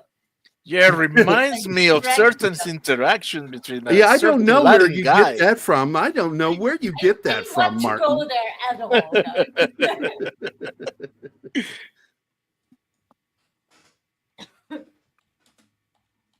Oh, absolutely. There was like most of the guys in these movies were great handlers of weapons because many of them served in the military. John Wayne, on the other hand, had been handling guns since the 20s. He grew up around guns, and he was a gunsmith himself, you know. He made guns? Wow, I didn't know that. A master of guns is what I'm saying. But gunsmiths sounds like he made. Gunsmiths don't always make guns, but they do. Gunsmiths also work on guns. Okay. I didn't know that. Yeah. I was close friends with the best gunsmith on the East Coast, Otto Beverly, who is my buddy Larry Beverly's grandfather. And Larry's still a friend of mine. Got two funny stories with it because he's the guy that was with me when I shot that goose that was bugging me while I was fishing. Shot him in the ass with a fucking arrow. I expected it to bump him because I didn't draw back very far, but it fucking pierced the skin, and it's got that little barb on the end of it. It's a fishing arrow, and it's stuck in his ass, and I'm attached to the arrow with the string from my bow, and I'm like, oh shit, and he's like taking off, honk, honk, honk, splashing. Ranger station 50 yards away. I panicked, yanked that fucking arrow out of him, and then Larry and I had to run out of the Rappahannock River. And if you've ever run with your feet going really high trying to get out of a fucking river fast, that shit was crazy.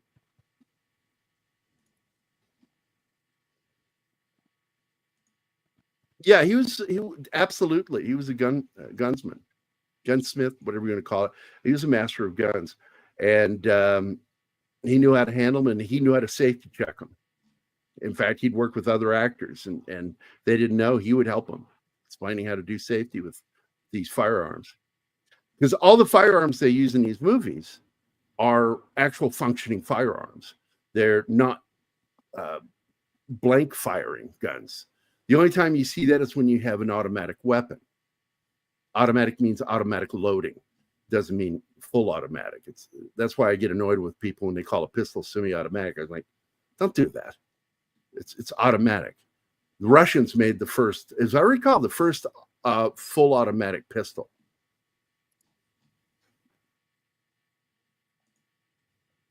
Alec, he should be. I'm serious, man. I'm mad that he isn't going to do time for what he did. It was involuntary manslaughter. Allegedly. I don't, he pointed a fucking gun right at the fucking director of photography. Yep. You don't fucking do that. Yep. You can aim it at the lens of the camera because it's a fucking thing, but you don't aim it when there's a person behind that fucking camera. And I do believe there is a rule against aiming even at the camera. You always have to aim at an angle. Yeah, well, they've done it before though in film where they absolutely want that gun looking like it's aimed between your eyes, and so they'll let them do that. One of the first doing that was a silent film, was the Great Train Robber, the silent film version. But I think in those cases they use hero props, not real. I don't know. You might know something more than me on that one. You got me. Oh no. This house does not exist at the place anymore because they literally blew it to the ground. But if you go to that spot when you go to Old Tucson, you can actually see where it was because the bottom of it is still there. There he is, Claude Akins, best known for playing Sheriff Lobo in 2 shows. He was Sheriff Lobo in BJ and the Bear, and then he got his own show because he was so popular. What were you going to say? BJ and the Bear? BJ and the fucking Bear. And I was so naive when that show came out. I did not know what a BJ was. And BJ and the Bear sounds like a gay porn. Yep. I know, right? Yeah. If you know, you know. I'm sitting there with this girl who she was one of the first girls to kiss me, and she was an older girl. Poor thing. I was 14 and she was like 19, and I worked at the arcade, Kel's Arcade. I've talked about that place so many times. That was my youth there, man. So many of my friends, we just loved that place, Kel's Arcade. And it was Kel's brother's daughter, and she would just flirt with me all the time and just say the nastiest shit to me. And I said, I love that show. That's coming on tonight. Can we watch that on the TV here at the arcade? And she's like, BJ and the Bear? What's this about? A bear getting a blowjob? What is it? And I'm like, what the fuck are you talking about? And she explained to me everything. And I had a mixture of horror and absolute attraction to her at the same time. So I was so horrified of that. The day you learn about the bear and cub relationship in the gay setting is I know, right? Is a day that you may or may not want to forget. Which I'm going to bring this up in a little bit because it led to a funny moment this week where I kind of, not pranking Tom, but I parodied Tom Connors. And because he'll put up a photo that his son sent him, a movie of the day. Yeah. And let me see if I can find it because it's fucked up what I did. And it's funny though. Let me go to Twitter. Cannot wait to see which movie you picked. Oh, you really can't. Because I have 2 sons, to twist into something horrific. I'll find it for you. Probably Beverly Hills Cop. Gary has 2 sons, right, Murph? Yeah. I have 2 sons, Benjamin and Sean. And one is and Jewish, daughter. one is not. Oh my God. Well, my son Benjamin did convert to Judaism. He did. So he's religiously Jewish. That's not the point, though. I have nothing. No, but it is a response. I have It's a nothing. legitimate response. I literally Nothing to have say to that? nothing. I was half expecting to say, yeah, Sean did convert to Judaism. No, it's Benjamin. And Benjamin is a Jewish name. Obviously. You know who I named him after? You know who I named him after? Benjamin Netanyahu? Oh, God. No. Noah. Though I do love Netanyahu. Don't. You don't know him. I named him after Benjamin Franklin Pierce. Okay. Come on. Come on, nerds. Come on, nerds. Somebody's got to fucking know that. The name sounds familiar, but I don't know where from. He's also known as Hawkeye. Okay. Hawkeye from MASH. Okay. Hawkeye's real name in the story is Benjamin Franklin Pierce. All right, here we go. This is what I sent or posted.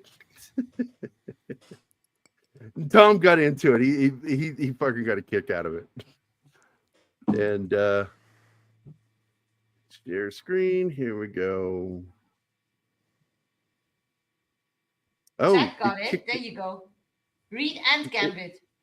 Was it Matt? kicked it. Yeah. I saw What it. the fuck? I've never seen it do it to one of these shares. Let me try it again. This time I'm doing it as entire screen. There. It won't let me do window. Whoa. So there you go. I wrote, my gay son Benjamin has decided to be more like Tom Connor's son and show me a VHS movie every day from his personal collection. Somehow I think Ben missed something in the translation. I've officially asked him to stop sharing the one day at a time. I can't handle so much backdoor action.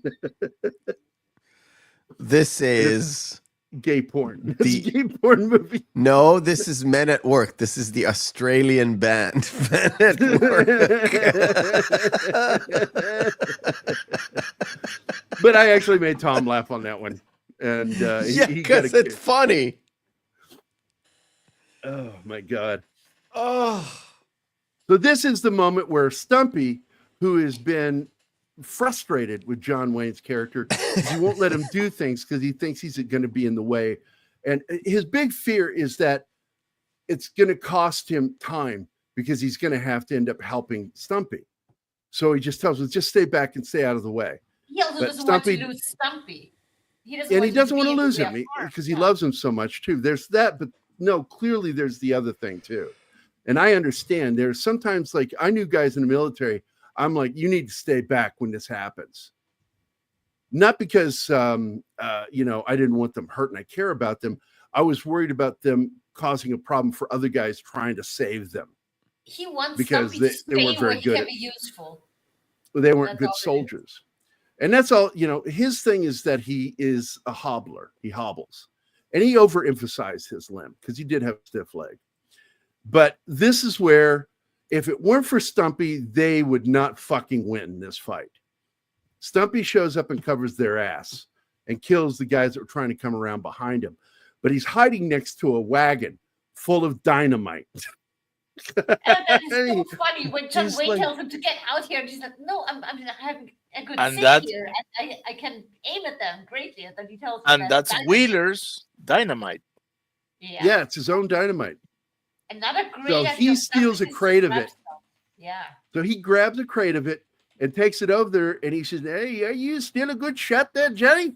And he goes, "Well, yes, I am." And so he throws a stick of dynamite, and John Wayne's character shoots it. Need to get it closer. Can you throw it any further? Heck yes, I can throw it further.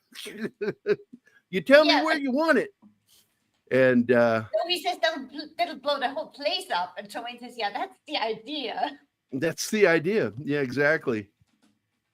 So they go up And the this whole- is where he asked, is it Dean Martin? I can't remember. Or does he ask the kid to do the shooting on this, the dynamite? Oh, I don't remember. We just watched it. It was either Dean Martin's character, because they're both good shots. So he asked one of them to do the shot, and that's what helps make that last explosion. And then they come out, "We're give up!" Hands up in the air. Those that weren't killed. And like I said, if you go to Old Tucson, the base of this building's still there. The last time I went there, which was I back can't in wait to go. 2013 was the last time I was there. They absolutely blew this building to shit. But again, the Alamo style church is the one that's here that they used for Tombstone in the movie Tombstone. Oh, speaking of the Alamo, the music that they play, the trumpet, that makes him go sober without having the tremors anymore. That somehow brings him back into reality. I like that. Yeah, at the beginning of the film, he plays a friend of John Wayne. He owns a ranch and runs cattle, and he gets assassinated because he offered to help John Wayne's character, and because he did where people could hear him, they kill him because he's somebody that can actually help him, and it costs him his life and pisses John Wayne off, and then of course the kid gets pissed off too. So yeah, that's Ward Bond, and in real life, he was John Wayne's best friend. They'd been friends for 25 years. They started knowing 35 years they were friends, because they started back when John Wayne was working in silent film. A lot of people don't know that. Yes, he did. He was actually a stuntman, which is why he throws, and it's so funny. Anima caught him throwing a bad punch one day. I went, yeah, that was pretty bad. But don't let that one punch fool you, because that guy knew how to throw a punch. And then I showed her some. That one stuck out so badly because I'm used to good punches from him, and I'm saying, "Oh, what was that?" He was the one. He was working in film, and he learned from one other stuntman how to throw a movie punch correctly. Is to have the person lined up with the camera behind them, and you throw the punch from the hip straight into him, and let it go slightly past the head or to the side of the head, and it looks like they fucking hit him. And it's the John Wayne style punch. And Harrison Ford learned it for Raiders of the Lost Ark. Oh, he tried to.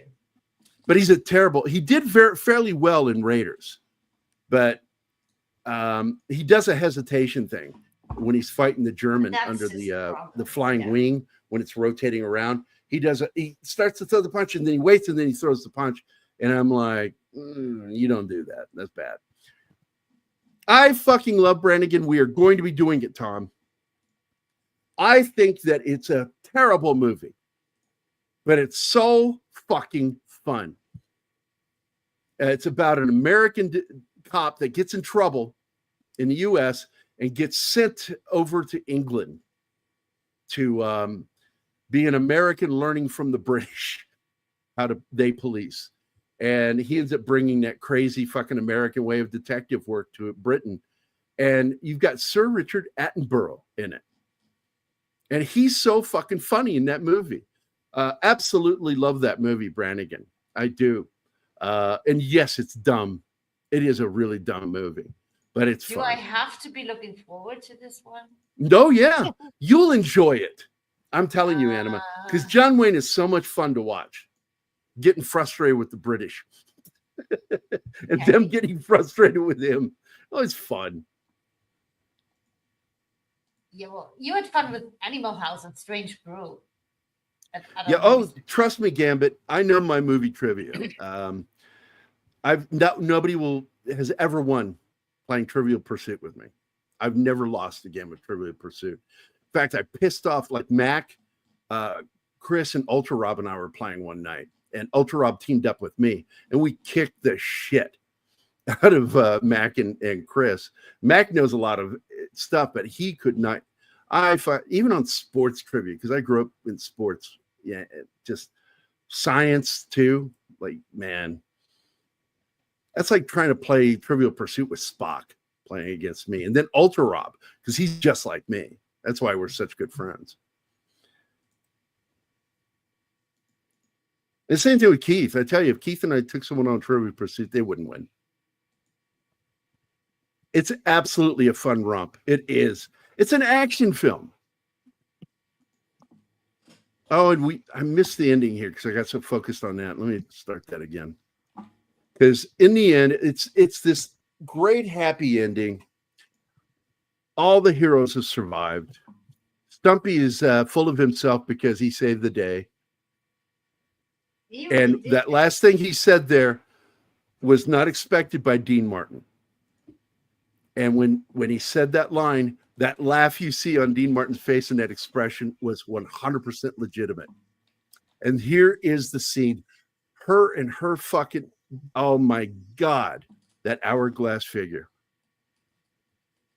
And John Wayne must have been just knocked out when he saw her. Look at that figure. She conquered Hollywood when it came to the men of Hollywood. Even Lee Marvin had a thing for her. I don't think he ever did. But I know he had a thing for her because they made that one movie, The Killers.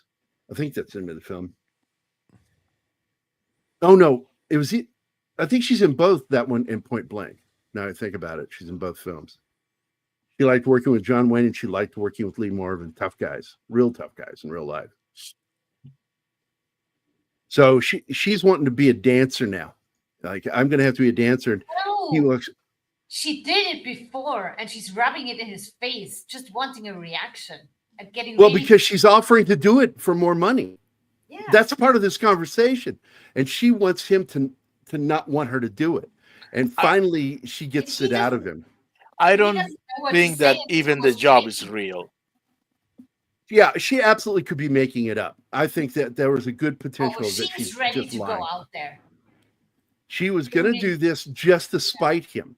Yeah. To make him suffer for not admitting how he felt about her. But she's so relieved when he finally reacts the way she needs him to. And she's very quick. I know you like kissing me. I love that when she says that. I know you like kissing me. But it's got to be something more than that.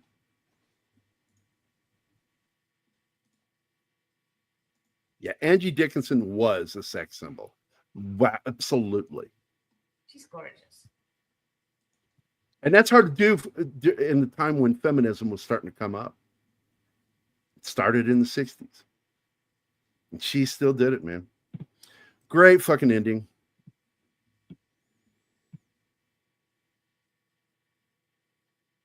So I really do love that movie. I love movies by Howard Hawks. I mean, Howard Hawks has made some great films. And not all of them Westerns. He made The Thing from Another World. He was good at whatever he set out to do in his films. He married 3 times. The third one kept. And he was married to her until his death in 1979. And I showed pictures of these women to Anima the other day. Gorgeous Mexican women. But what he loved about these women was how strong they were as Catholics, their faith. And he wanted that in his household, and he wanted that for his kids. But in movies, they always teamed him up with gorgeous redheads.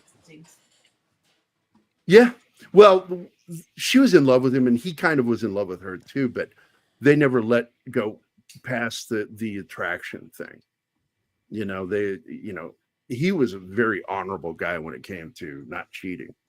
His problem in life was he liked to get into fights too much.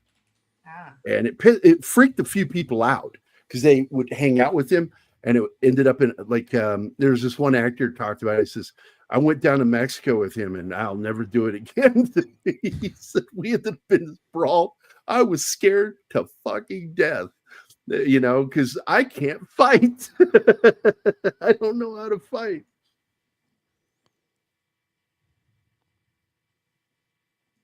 Yeah, this was kind of an all-star cast. I mean, Brennan had already won an Oscar for Inherit the Wind, which was the Scopes Monkey trial, being able to teach evolution in schools. Spencer Tracy and Walter Brennan, and there were a few other big named actors in that film too. Those are the 2 that always stick in my head when I talk about it, because they were kind of the stars of the film. And Brennan got Best Supporting Actor for it. Now, in the third film, by the way, to play the Stumpy character, because I just forgot who did it in El Dorado. Martin, can you look that up? Because I can't remember who played the Stumpy character in that. But I do remember in the third film, it was, I just about said his name, and then all of a sudden it dropped out of my brain. I fucking hate that. Jack Elam, guy famous for having a cock eye. And he usually played villains. But one day somebody found out how he had a cock eye. He had an eye that shot out. Looked the wrong way. It's like No. having a conversation with him. It's never like heard you have to ask Popeye him, which eye do I look into?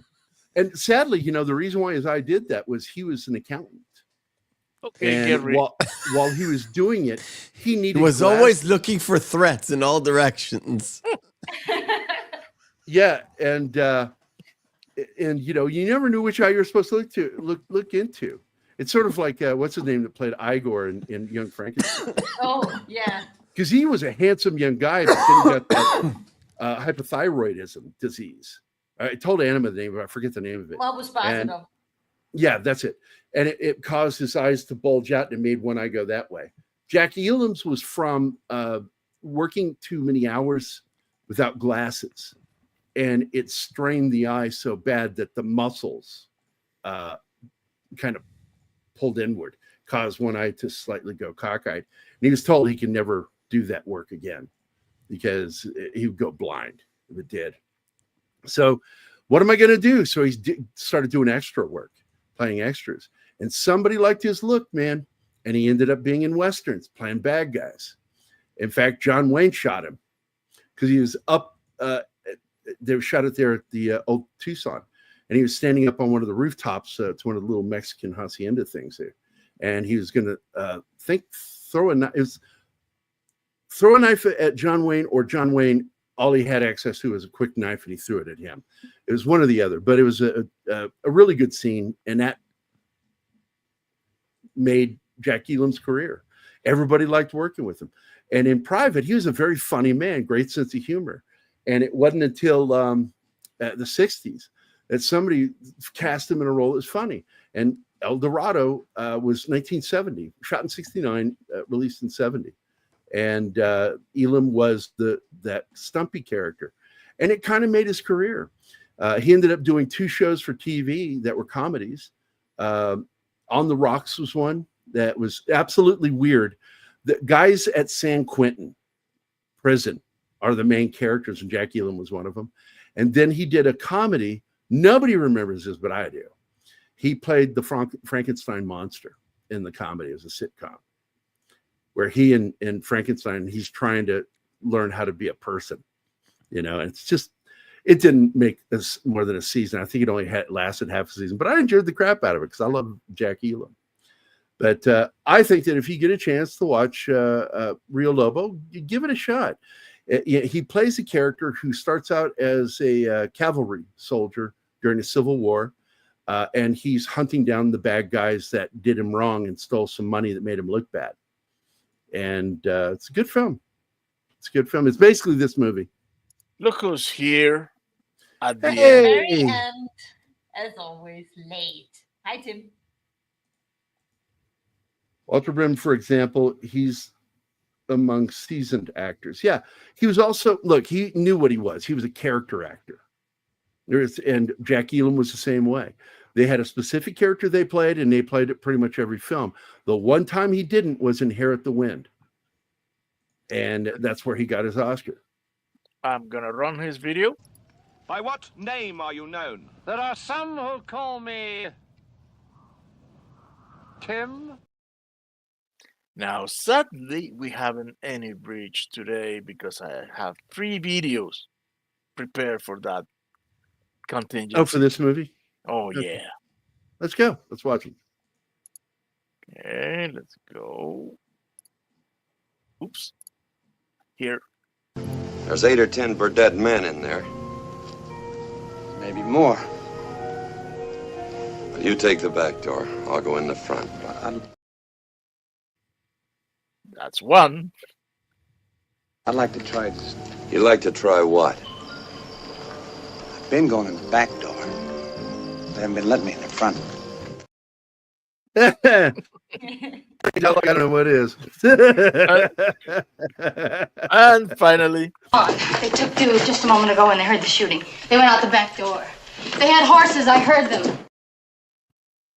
Now, I made videos for that. Are those ones I made, or you made those? I made those. So we made the same videos.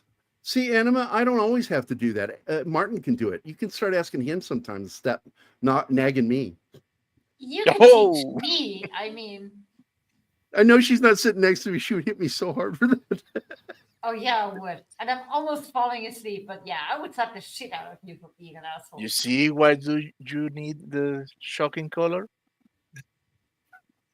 You know, you've never seen me go. By the way, I'm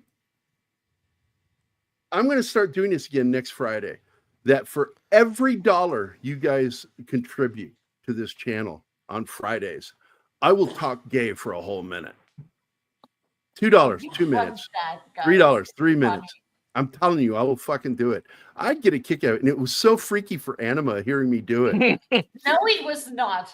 Yes, it was. You even said something like, I've never, you're just getting exasperated with the shit that I was saying as a gay man. The best part was Gary wanted to be done with it, and people kept dropping super chats. And we're like, yeah, kept doing super chats, and I just kept doing it. It's true. Please make him do that. That's why I keep asking my doctor, when are you going to give me my, exam camera, my butt? Thank you, Mike. I think that's the nicest thing somebody has told me here. Oh.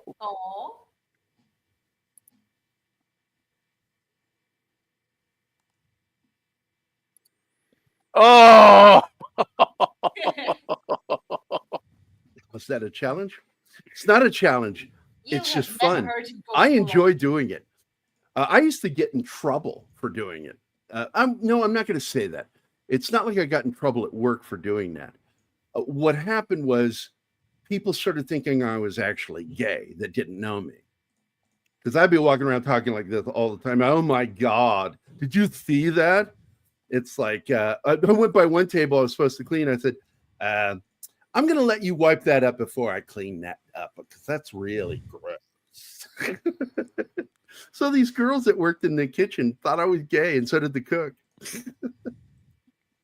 You're not gay. You were just doing your Paul Lynde. Oh, yeah. French. Oh, that's so different. They just don't know who Paul Lynde is. Yeah, that's what I was doing. Gary used to play Call of Duty on the show, and we as the panel would just shit on him, Martina and I. And one day, Comic Relief Crusader joined, and the two of them went full on gay. Full gay. Call of Duty. It was one of the funniest fucking things I've done in a while. Just Mike and me acting gay. That was so funny. It was sick. I just tell people, and it's not a challenge. It's not a challenge at all, Gambit. I saw somebody else said it too. It's, I think it was Vinkman's Girl. Yeah, Vinkman's Girl. Absolutely not a challenge. It's just something for your amusement. If you want to do that, every single time you drop $1 into the can for the show, I will fucking do it. Oh, stop. Yes, I would always have that little bit of a lisp here. Oh, let me tell you something. Now, here's what's funny.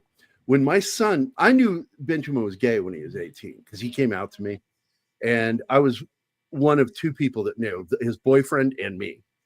And because he always knew that I was understanding, and I'm very accepting, people. I don't give two shits what you are. Just be a good person. That's all I care about. Be decent, be nice. If you're amusing on top of that, even better.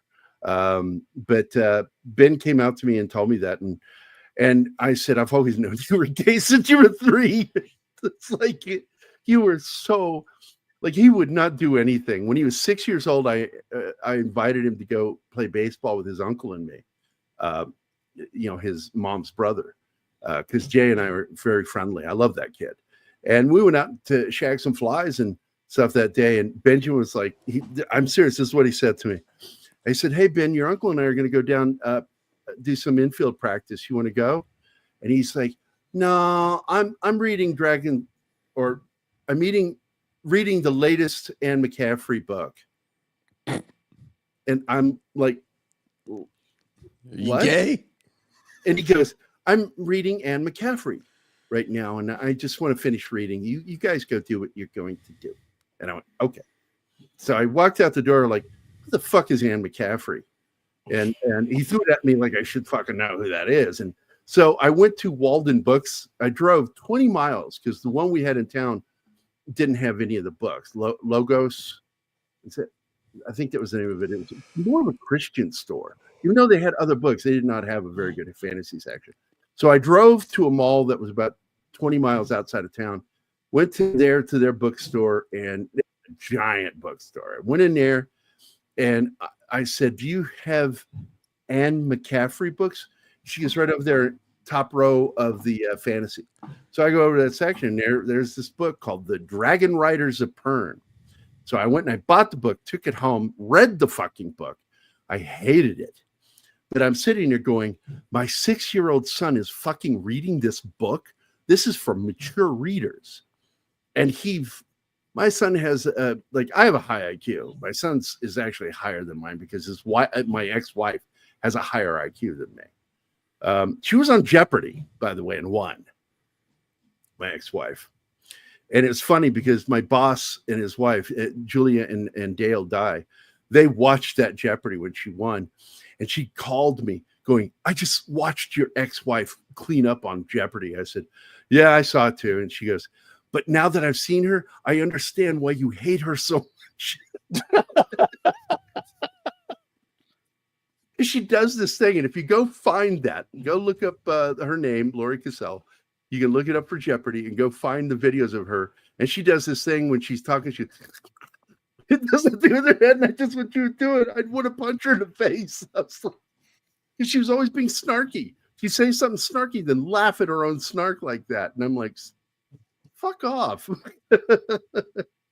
my God. She had a mean sense of humor. She was very mean. I mean, she broke me down in a way that I just don't even want to go into. And I needed therapy after I separated with her. I had to go through some serious therapy because, man, I had such a low self-esteem. And you know what saved me? Wasn't the therapy. I had to go in the fucking army because my self-esteem was so bad back then. But anyway. So if somebody donates $5, we'll go totally gay on you. Sure thing, Mike. Yeah. So anyway, nobody donated. We don't have to suffer through this. So my beard from the 80s, her first name is Lori, and then my last name.